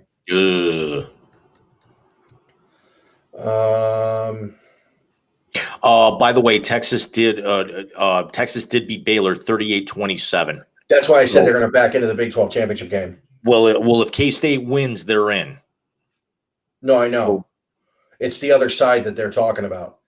No, if K-State loses, Texas goes. K-State wins, they play TCU. And I'll tell you this much. I would love to see that TCU K-State rematch. What was the final of that game? From earlier this year or the Texas game just now? The TCU K-State game. Let me pull that one up. Stand by. And Florida State just went up 2 scores on my Gators.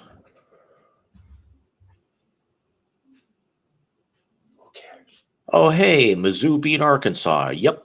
Awesome. Shocker. Well, hey, my Tigers are now bowl eligible. I'm happy. Well, that's good. Considering, they're still in their type of rebuilding mode with that program with Coach Drinkowitz. The TCU Kansas State game, it was TCU 38-28, and that game was in Fort Worth. So basically another home game for TCU at this point, playing at Cherry Bowl. The word on JSN is his father was asked about it. It was his father or mother. I can't remember. I just read it quick. They said next time he suits up, he will be 110%, whether that's team up north, Big Ten title game, or in the playoff. Look, if he plays, it's an entirely different animal. Because now, who do you bracket? Who do you double? And if they go 4 wide, that's an insane. That's what happened in 2018. Is that you had to cover KJ Hill and Terry McLaurin and Paris Campbell, and here comes Chris Olave. So does Michigan's defense, which really hasn't been tested, I think we can say that with their out-of-conference schedule and who they've pulled in the Big Ten, which is not the offensive juggernaut that we're used to seeing, even Penn State, who played terribly that day. If Ohio State can spread them out, can they run with them? Maybe. Maybe not. The key to the game for Ohio State is whoever is running the football for Michigan, you have to bottle him up. If Corum plays, he's going to get at least 100. I know that. He can't go off. You have to be able to keep him to about 3.5 to 4 yards a carry. Put them in passing downs. And again, you have to make J.J. McCarthy beat you. You cannot lose this game the way you did last year. And I think with the gap control that Jim Knowles has put in and the fact that their secondary is a little more talented this year, I think they can do it. Before we make our actual prediction, like actually put a score out there, I'm going to go out on a limb here. I think if Corum gets 125 or less, Ohio State wins. If he goes over 125, they win because then it actually means they're getting penetration and it's opening up the offense. I agree. I will say this. That 125 plus can be negated by a turnover. That is true. If he puts the ball on the ground, yeah. Not him. Not him. I think you can pick off McCarthy. And you got guys who can run balls back. Ohio State's interior defensive line, I think, is better this year than it was last year. You really only had Haskell Garrett last year. Now you have a couple of dudes on that line. You have Tui Molau coming off the end. Jack Sawyer has decided to show up the last few weeks. Zach Harrison, who is a Columbus kid, has shown up in big ways. I mean, 2 sacks in 2 plays last week at the end of the Maryland game to put that one on ice. And you have Steel Chambers and Tommy Eichenberg really playing well on the second level on the defense. Ohio State's biggest question on offense is which running backs are going to be available. Are you going to have to go into the game with only Dallin Hayden available? If you do, that's not good. No disrespect to Dallin Hayden. He played phenomenally last week against Maryland. But if you don't have one of or both Mayan Williams and Travion Henderson at somewhat close to 100%, that is going to make this game that much harder because they are going to have to control the clock. They're going to have to be able to do those things or they're not going to win this game. And then we're talking about 2 years in a row for the first time since Joe friggin' Germain.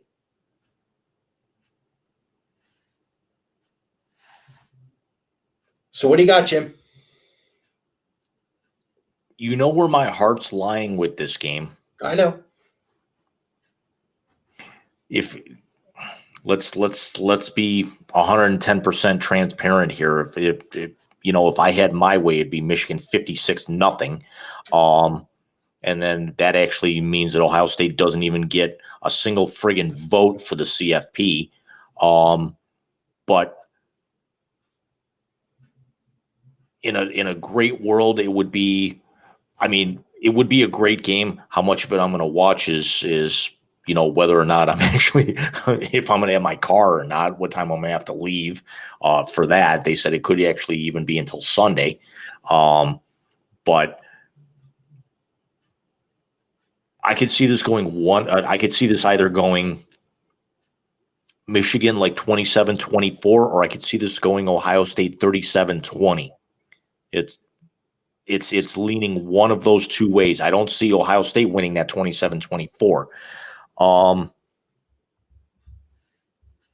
going to say Ohio State 31. I'm going to say Ohio State 31-17. I'm shocked by that, just so you know. I, too, am going to pick Ohio State. I know it's a big shock to everybody who knows me or is watching this. But I'm going to go one more. I have Ohio State 27-20. I don't think they cover. I think this is 2016 written all over it. This is going to be a dogfight. This is going to be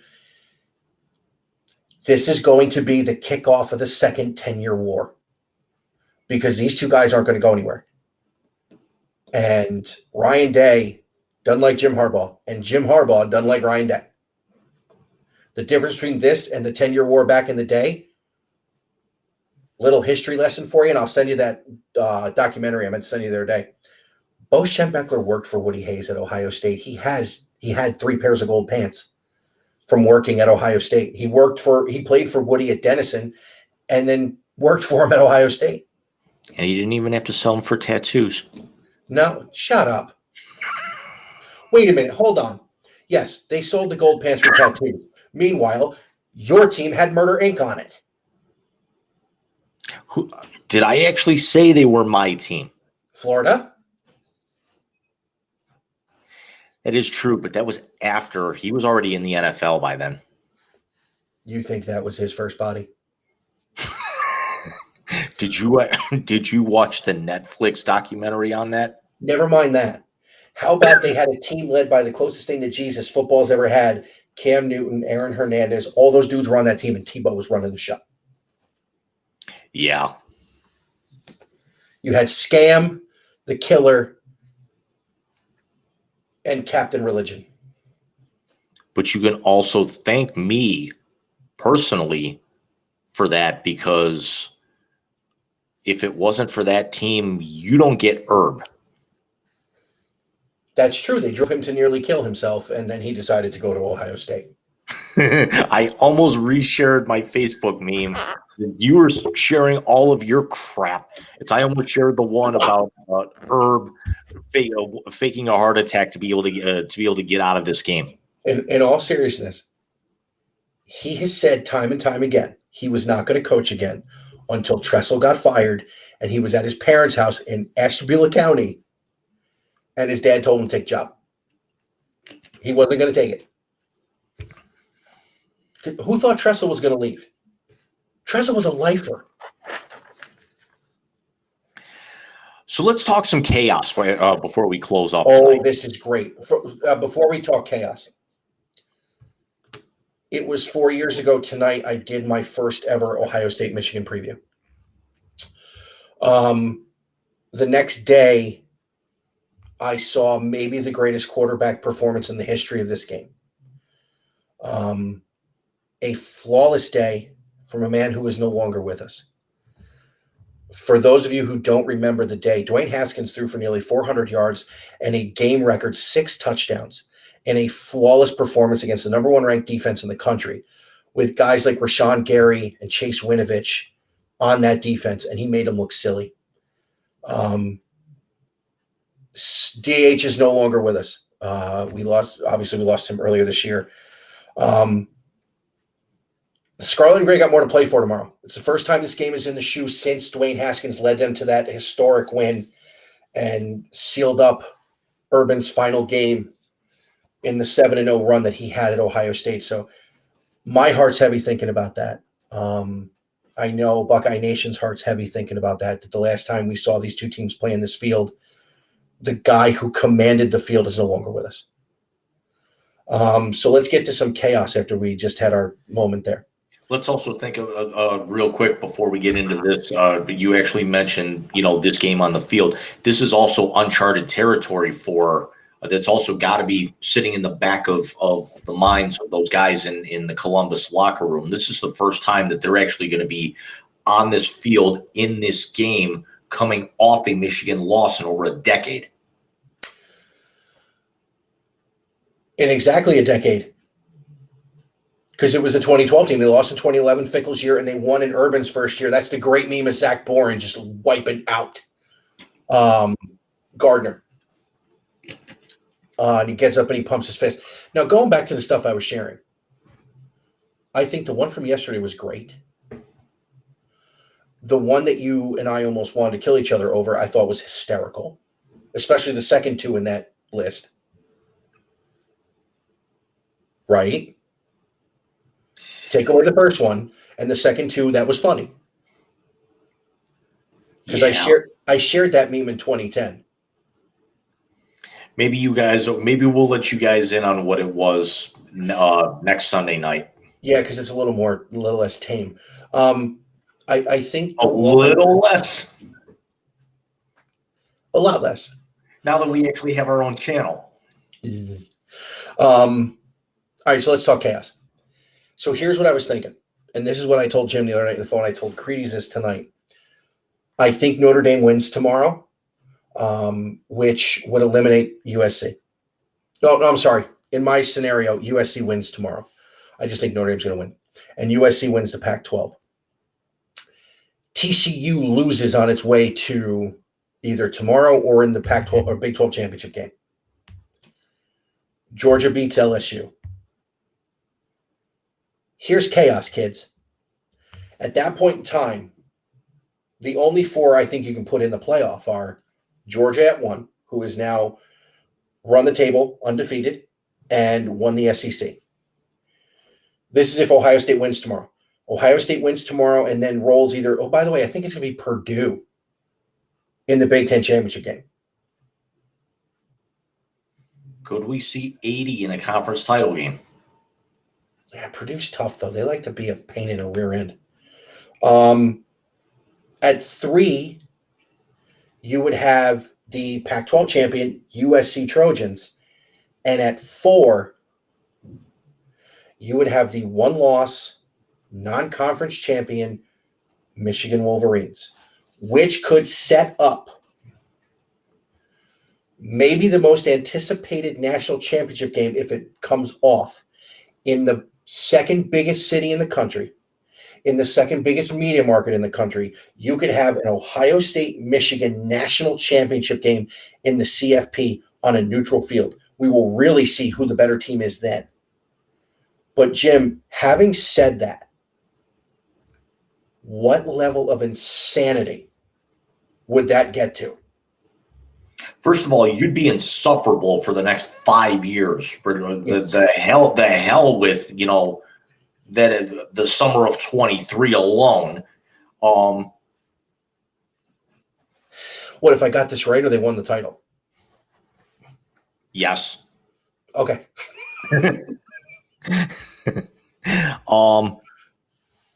So I mean, yeah, you're throwing your predictions out. I'm going to go Georgia 1. The winner of this game is going to be 2. I think TCU. I think TCU wins out. There's just something about it right now because even if their quarterback is not 100%, he will be 100% for next week. And again, I said I think they win and they cover by 3 scores over Iowa State. Again, with a home game, and essentially next week's another home game for them as well in the Dallas-Fort Worth area. So I think TCU goes to 3 and kind of gets that Cincinnati vibe. I equate TCU a little bit more Boise State than I do, Cincinnati or the underdog that you brought up with that. Because nobody's giving them respect, but they're beating everyone that's on their schedule, and they're just getting better as the year goes on. And then and then when finally everyone is there to pay attention is when they put on their best show.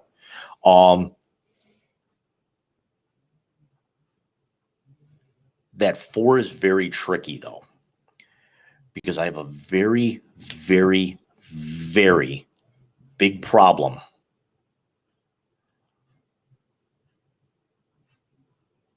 the only way that LSU gets in with 2 losses is if they upset Georgia. The only way that I could actually, if USC wins out, I think they're the 4. I think the loser of this game is basically out, even if it's a close game. Yeah, I would say it's going to be tough. Here's my reasoning: they might be better. Ohio State or Michigan might be better than USC. Let's be honest. They are better. But as we get closer to 2024 and all hell breaking loose, I think you're going to see the committee start making decisions for the final CFP that's going to mirror what they want to be able to start setting up for the playoff when it expands to where those top 4 teams are going to be conference champions and get those buys. And you're not going to have teams in there who don't even get to their conference title games, regardless of how good they are. So I think if USC wins out, they're in. The loser of this game is out. Here's why I disagree with you. I think there's a better shot if all that happens that they put Bama in at the 4. This is an SEC biased committee. The fact that LSU, you beat a 2-loss team, but you lost to Florida State and Tennessee. This committee over the years has shown SEC bias over SEC bias over SEC bias. Perfect example. And I've been having this argument with myself in my head, and I know you'll understand where I'm coming from. We have had 3 non-conference champions play in the CFP. I'm not counting Notre Dame because they're an entity all to themselves. You have the 2016 Ohio State team, you have the 2017 Alabama team, and you have the 2021 Georgia team. Okay? Here's where it's different. For Ohio State to be by the way, Ohio State was the 3 seed in 2016. They played, Clemson was the 2, the year that Clemson beat them 31-0 in the Fiesta Bowl. I know that because I have a T-shirt that says College Football Playoff across the front. It's got the bracket on the back. Bama was the 1 and played Washington, and the 2-3 was Ohio State Clemson, much like the Fiesta Bowl a couple years ago. Ohio State that year had to go on the road to beat Oklahoma, who was a top 10 team. They went on the road and beat Wisconsin at Camp Randall, who was a top 10 team. And then we had the 2-3 game in the Horseshoe. They had 3 wins in the top 10. Nobody else had 2 wins in the top 10 all season. That's how they got in as a non-conference champion. 2017, Alabama's best win by rank at time of game was their season opener against Florida State, and it was a preseason ranking. They lost to Auburn, who had beaten Georgia the week before, 2 weeks before, and beat Bama in the Iron Bowl. Their biggest win after that was, I think, 18 or 19 in the country. And so there's that. Georgia, I'm sorry, they sleptwalked through. They were sleepwalking through that SEC title game last year. There is no way they shouldn't have just beaten Alabama down in that game. So you rewarded sleepwalking, you rewarded a bad schedule. If LSU finds a way to win, and it will be a huge win, I'm sorry, a 2-loss non-conference champion, you've already set that precedent. The year Bama got in as a 1-loss non-conference champion, 2017, Ohio State won the Big Ten with 2 losses. They lost to Oklahoma. That was the Baker Mayfield plant the flag game. They had a bad loss at Iowa. I'll give you that. They beat number 2 Penn State. They beat number 13 Michigan State, and they beat number 4 Wisconsin. Neither of those guys who were other non-conference champions did those things. But you set the precedent. I'm going to pop your bubble here on one thing here. Alabama can't get in. There's no way in hell Alabama can get in. They're at 7 right now, and all the teams they got to jump. Here's the thing: Alabama's got no tiebreakers. First of all, LSU's already they've already lost the tiebreaker to LSU. They actually can't get Georgia would stop them. Secondly, and you're not going to put a 2-loss team in there who not only didn't even get to their conference title game, but also had their 2 losses on the year to another 2-loss team and another team who actually got stopped by 38 on the road. They're both 2-loss teams. Yeah. So if anything, you might actually see Ohio State and Michigan still potentially get in, but I think you'd actually have to. I think that the only way that happens is if you see TCU and USC both lose in the course of the next 2 weeks. They get in by default. I'm not saying they should get in. I'm saying with the way this committee has been biased toward the SEC since its inception. Because remember, the first year, there was one undefeated team in the country that made the playoff. You know who it was? Florida State. Do you know what they were? The 3 seed. And they were coming off a national title. Come on.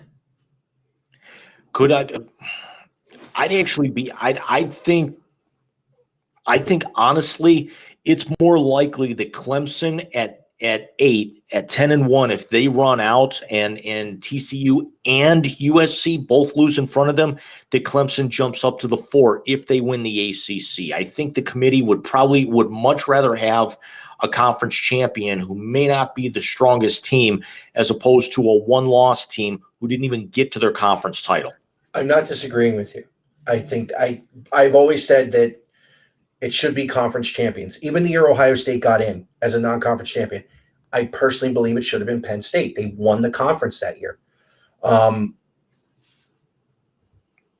I like what the playoff's going to do moving forward. However, I think we've seen with what they've said and the way they've ranked, because that 10-1 Clemson team who's going to play for the ACC championship is behind Alabama.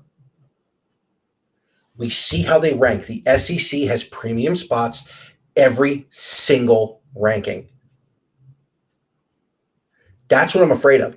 I'm afraid this chaos you and I are talking about, which would be hysterically awesome for college football.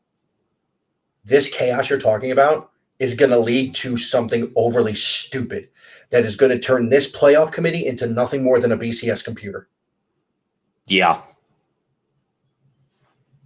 This thing's it's not going to be settled till it goes to 12. It's not. They need to try and get it for next year. I'm going to be I'm glad you brought up 12. I brought up two scenarios that I'd actually like to run by you. Okay. I brought them up, and this is what I alluded to at the top of the show. I talked with my dad about these, and he said that was one of the smartest things I've come up with in a long time. It's messed up. Shut up.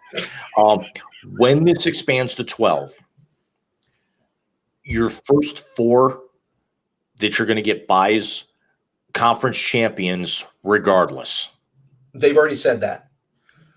And the guaranteed home games are to the fifth conference champion who is they feel not as strong as the first four. And the best team from the group of five will be the 5 and 6 seed, guaranteed home games. And then they'll do it in there. Because I'll even say this.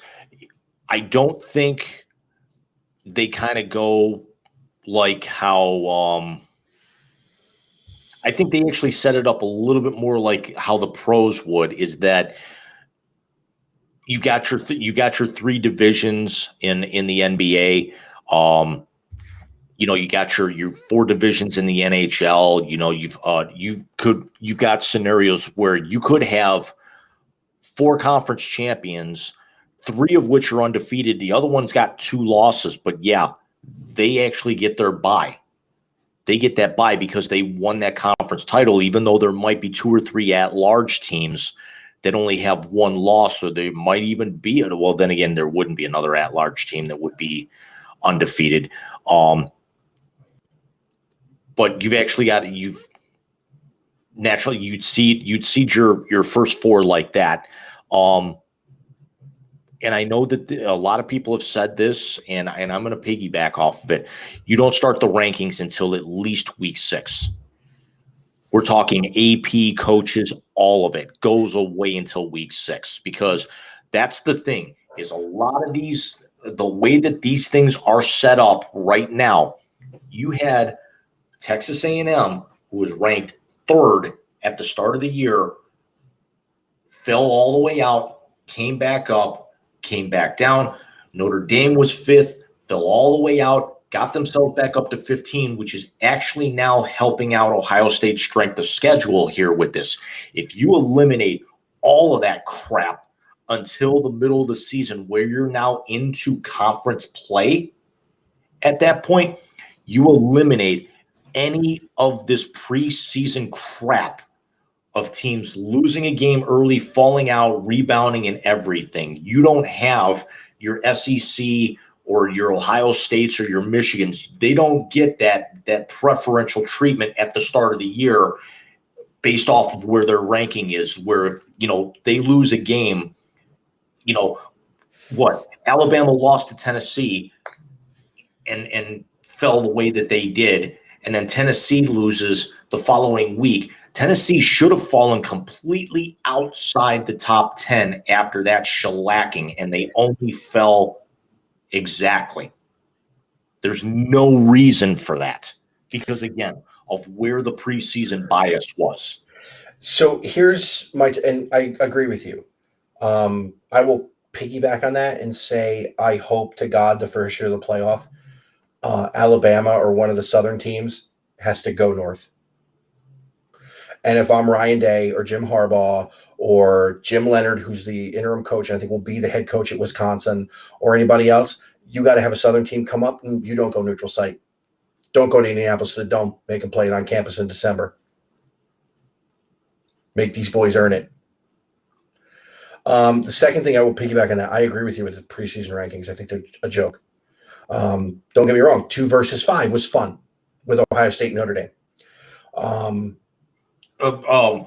One thing, let me kind of preface that here. You can do, the AP and the coaches polls have been around for years. do the rankings as early as you want, but they have no bearing on the calculations until week 6. Okay.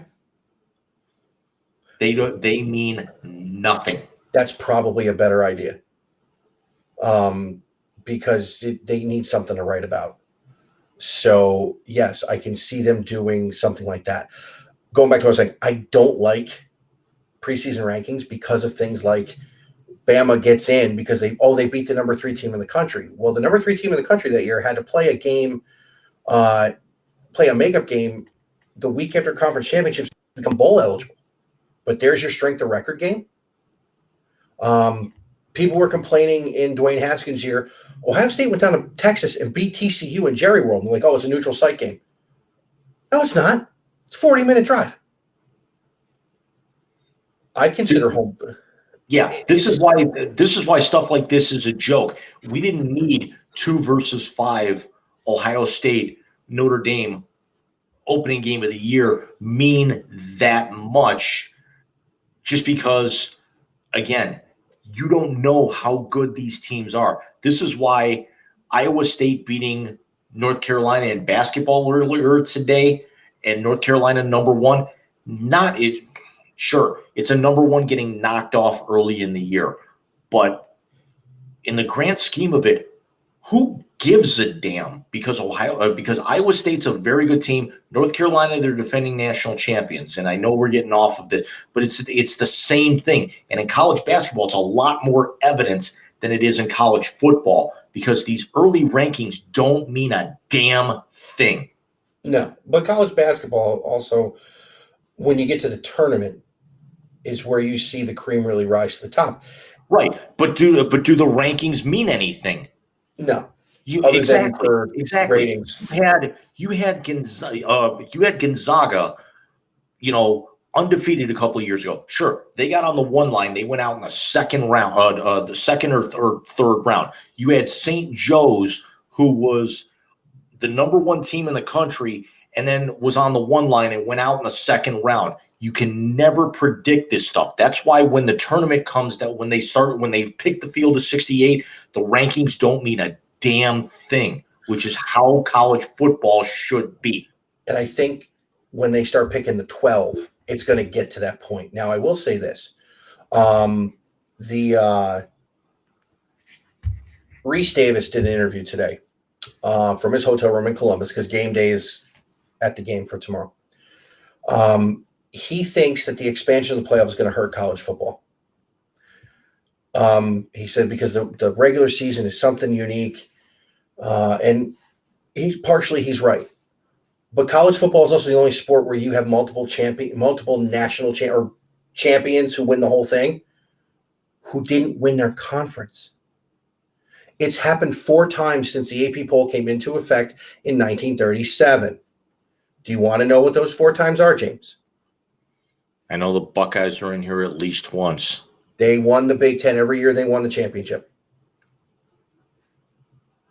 They didn't win it in 2016. Oh, sorry. I actually just peeked back in. Florida's creeping up closer on FSU. Good. Nice. 38-31. They just started the 4th. That's a shootout. 4 times.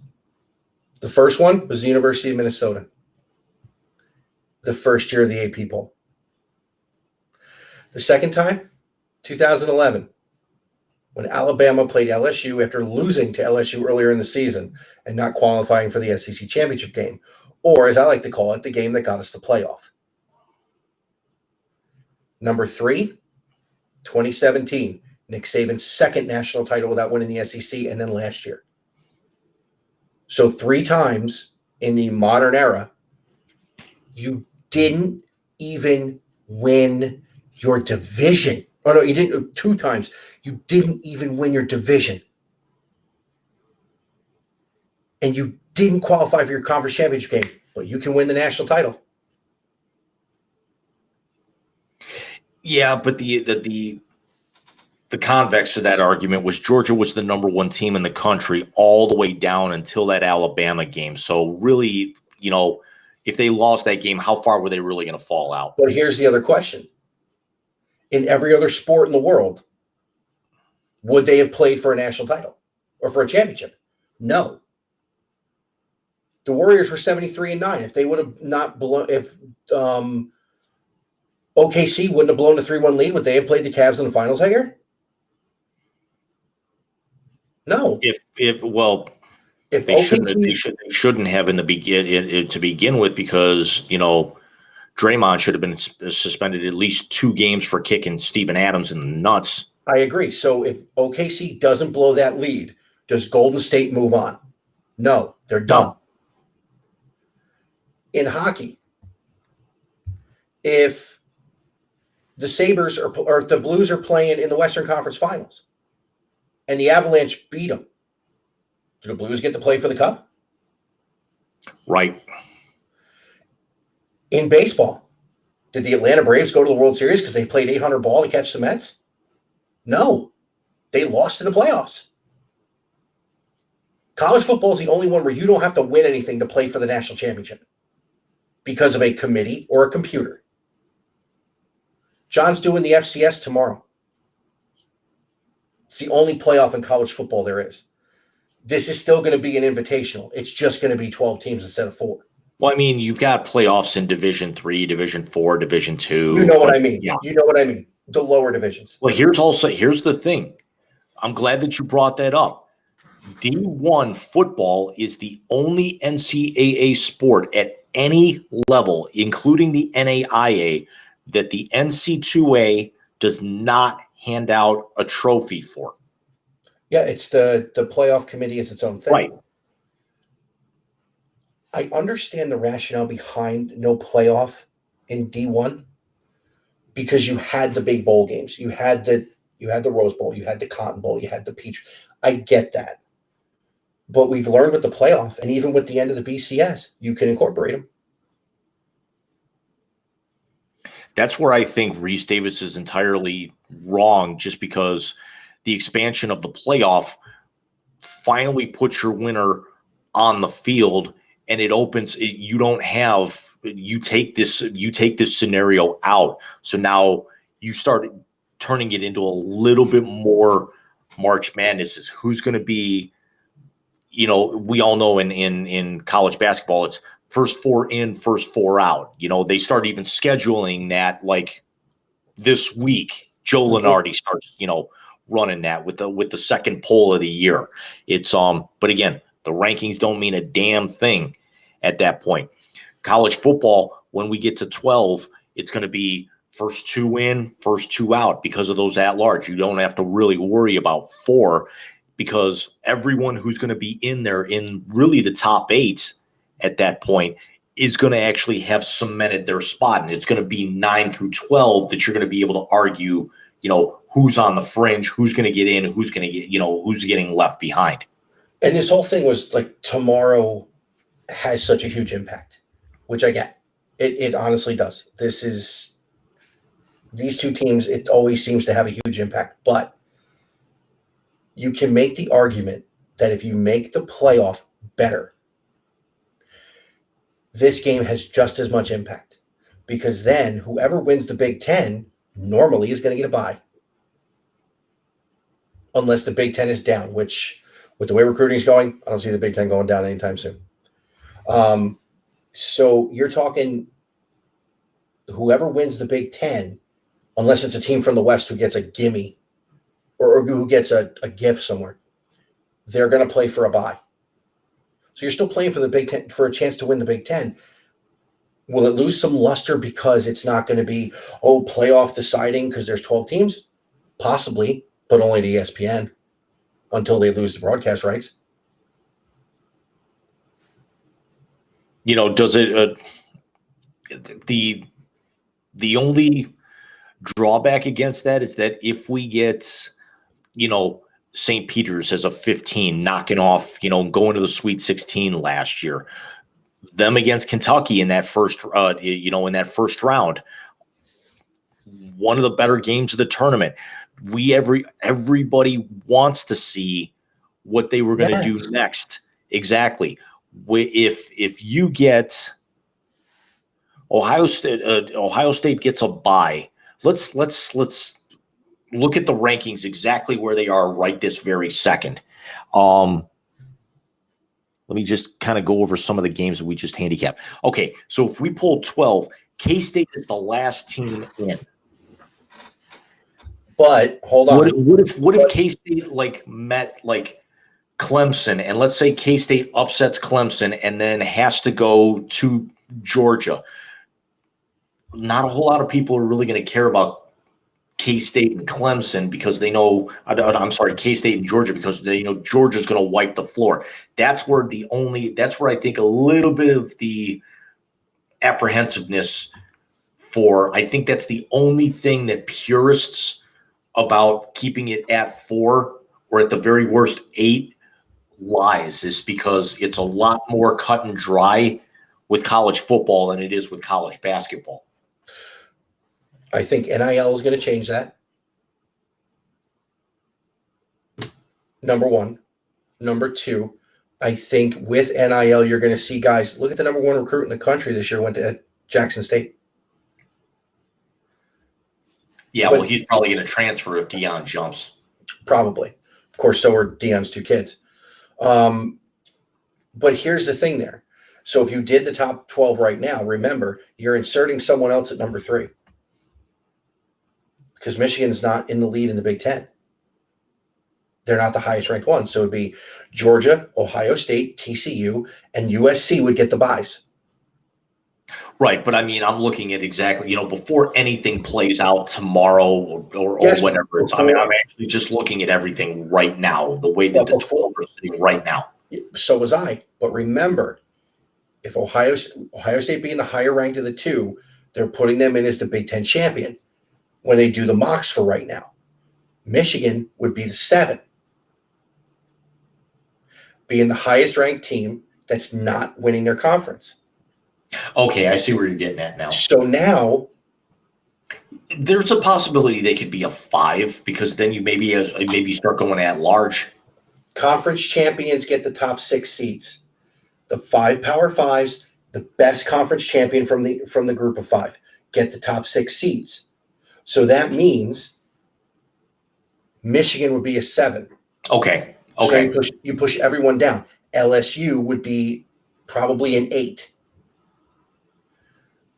Bama would be the 11. Yeah, Oregon right now sitting at 9. Oregon would actually, the funny thing is that Oregon, I don't think would actually sit. I don't think Oregon would drop. I think Oregon would sit at 9, wouldn't they? Probably. But remember, your 5 in that scenario is Clemson. Which, ironically enough, what I actually talked about earlier with the outcome of what this whole show is about tonight, I could almost see a scenario where Clemson actually gets into the 5 or maybe even impresses enough and enough dominoes fall where they can sneak in. I agree. So let me go into something else real quick. So that's Clemson would be the 5. You know who the 6 would be? Coastal Carolina. Cincinnati. Or UCF, I'm sorry. No, Tulane. Tulane's not in a major conference, right? They're in the American. Tulane would be the 6. Based surely off of ranking, but yet the funny thing is that had the tragedy not happened in Virginia, they actually would have been playing last week. It would have been Virginia playing Coastal Carolina. Coastal Carolina would have won that game. So Coastal Carolina would have been that best team in that group of 5. Yeah, probably.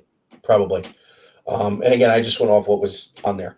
But and completely off topic, the absolute right call by the university canceling both of those games. And I did a blog about it earlier this week. It's got to stop. I agree. And by the way, that was some very, very wonderful writing, my friend. That was very good. So let's wrap this sucker up because I'm going to turn into a pumpkin. And you got laundry to do. Yeah, I can do all the cleaning tomorrow. I'm about 3 Hallmark movies behind. I'm also probably about 4 hours of like what I planned out for the Switch. I got 2 days to do all this cleaning. So let's talk about next Sunday. Next Sunday night will be a Wise Guys episode. It's the Wise Guys preview the CFP. Why next Sunday and not next Saturday or next Friday? Because next Saturday is Conference Championship Week. We will know who the 4 are by noontime on Sunday. So 8:30 on the Wise Guys channel, you and I will dive into the CFP, the New Year's Six, and of course the two games that will determine who plays for the national championship at SoFi Stadium in January. We will also get into the return of Captain Touchy Feely as he makes his season debut for the Cleveland Browns on Sunday the 4th. A couple other things we're going to touch on. We'll talk a little bit about our Christmas episode, our year-end episode 2 weeks later on the 17th, which will have one topic going through it, and that is there's no topic going through. Although I do want to talk. There's a couple things I want to get with you on. That is going to be the off-the-rails show that the anniversary show should have been. We'll just leave it at that for right now. You guys got to wait 3 weeks. Can you believe we're 4 weeks from Christmas?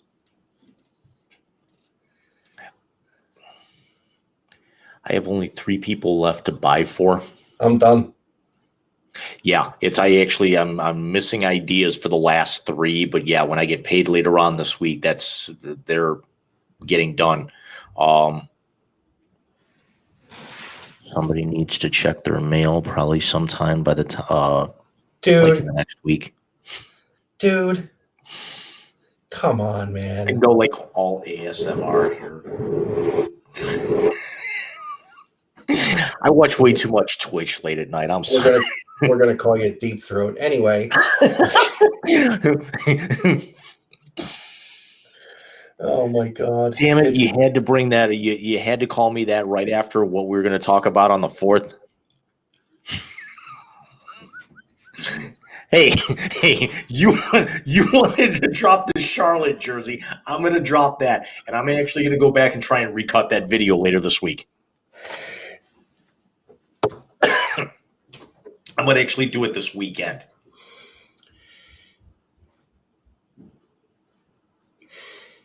The only thing funnier I've seen, and this is off a sports topic. The only thing funnier I've seen on social media is there is a picture of Lindsey Graham with Herschel Walker and Ted Cruz.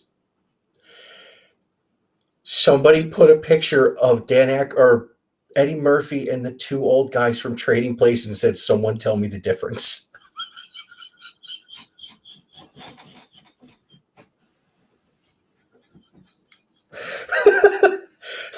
Winthorpe, Valentine. We're back. That was from Coming to America. What do you think? $1. Looking good, Billy Ray. Feeling good, Lewis. Oh man. So James, what else are you working on for the Sports Note? I haven't put anything up in a couple of days. I think I'm actually just going to take a little hiatus until probably early to mid next week. Just relax this weekend. Watch some football, watch some hockey. I don't know if you saw it. Did you see that my Sabres introduced a 3rd jersey over the weekend, and it is gorgeous? No, I haven't seen it. They brought back the black and red goat head. Really? Those are the Dominic Hasek jerseys, right? Yes. And wouldn't you know, the first game out, they hung 6 on my Blues and ended their 8-game winning streak. Oh, Jesus. And also probably something that you might have seen a little bit of news on, the New Jersey Devils had a 13-game winning streak snapped against Toronto the other night, and it turned ugly. I didn't see the ugly. I saw they lost. They lost 2-1, and fans were littering the ice with debris because the Devils had 3 goals in the 3rd period waved off. Really? Whoa. We'll do a hockey show, I promise. I'll probably cover something this weekend. I will do a Browns reaction Sunday night. After I can't believe I'm actually saying this. It's the first, last, and only time in my life I'm going to be cheering for Tom Brady on Sunday. I might try and get a sports note done this weekend. I just got to see where some of the cards fall out and everything. Or the games get played. Yeah, it's and just where just actually I think really if I do put something out, it'll be quick. It'll probably be completely off topic, nonsensical, and everything. It's not going to be nearly as thought out as the last couple I put together. But I think really is, first of all, as busy as work's going to be early next week. I think most of next week is going to be trying to plot out for everything that we're going to have to jam into the fourth. Sounds like a plan. And as far as Big Rican goes, after tonight, it will be purely Wise Guys content until after the first of the year. And here's why. As Jim has alluded to, he will not talk about baseball until pitchers and catchers report. But I think I can hope to get him right around there to change his mind, as there will be a 6-part Big Rican baseball preview hosted by myself and Alex from row 7. We are calling ourselves the Baseball Hermanos because we're both Puerto Rican. We're both Hispanic, which I thought was a great name. But we will have different people on. Willie is going to come on, and we're going to go right through the AL West. Jim has said he'd come on. We're going to do the NL Central. Going to try and get John to come on and do the AL Central, even though Alex is a fan. I'm going to look into someone to do the NL East with us, NL West, and of course, we're going to break down each division. But it is going to be 6 30 to 45-minute episodes based on just that. And at the end, we're going to give predictions for the coming season and whatnot, but we got to get through Hot Stove. I will have the Big Rican Hot Stove show sometime in January. But the rest of this year is going to be Wise Guys and maybe a quick live hit tomorrow after the game is over, depending on my mood. 30 seconds, very quick on baseball. I saw that Bryce Harper had TJ the other day. Mm-hmm. How frequently does that happen for non-pitchers? Because they say he could be ready in 6 months. It doesn't happen that frequently for non-pitchers. I can only remember 1 or 2 other guys having it. But his was more, he didn't tear it throwing the ball. And of course, he DH'd the rest of the year. Castellanos played right field. Right. So the defending National League champions are going to be without Bryce Harper for the beginning of the season, which will go into my prediction show for the National League East. So, James, thank you so much for tonight. I do appreciate it. I know the topic is not one of your favorites, but it's always fun to go with you. And this is the longest show we've ever done, by the way. Yes, it is, man. I just checked the timestamp. Wow. Yeah, we didn't shut up. So, as always, Big Rican can be, you see up there at JC Blue Note 24. The surprise we were hoping for is all week, Jim and I have been going after Joel Klatt and RJ Young from Fox to try and get them to come on and talk about the game. Obviously, it did not work. I'm still going to pester the 2 of them, though, because I'd love to get them on here. 2 of the preeminent voices of college football. And RJ Young started out like we did. He was a fan doing his thing, and he got recognized. And maybe someday you and I can be on a billboard somewhere. Hopefully not at the post office. Yeah, and also I think by the time we get in touch with, we see you guys next week. Mike, let's put a feeler out there for somebody who's said that they've wanted to come on with us and kind of get their perspective of one of the topics we're going to cover on the next Wise Guys show. Is she going to be around, do you think? We can even pre-tape. All right. We can figure something out. Yeah, I'll reach out. Let's both reach out to her this week. Yep. As always, Big Rican can be found here on the YouTube channel. We're on my personal Facebook page, Mike Martinez, at JC Blue Note 24 on Twitter, at Big Rican on Sport on Twitter, Anchor, Breaker, Spotify, Google, Pocket Cast, Radio Public. I will pull the audio from this and put it up, although it's cutting it short for some reason. I got to change the And don't forget the new YouTube handles at youtube.com/at Big Rican on Sport, youtube.com/at JC Blue Note 24, and the new youtube.com/at the Wise Guys Sports Show. Yes, sir. I will be in touch tomorrow during the game just to either brag or cry. And everybody have a great rest of your night. Happy Thanksgiving. Happy holidays. We'll see you next week. Enjoy the games.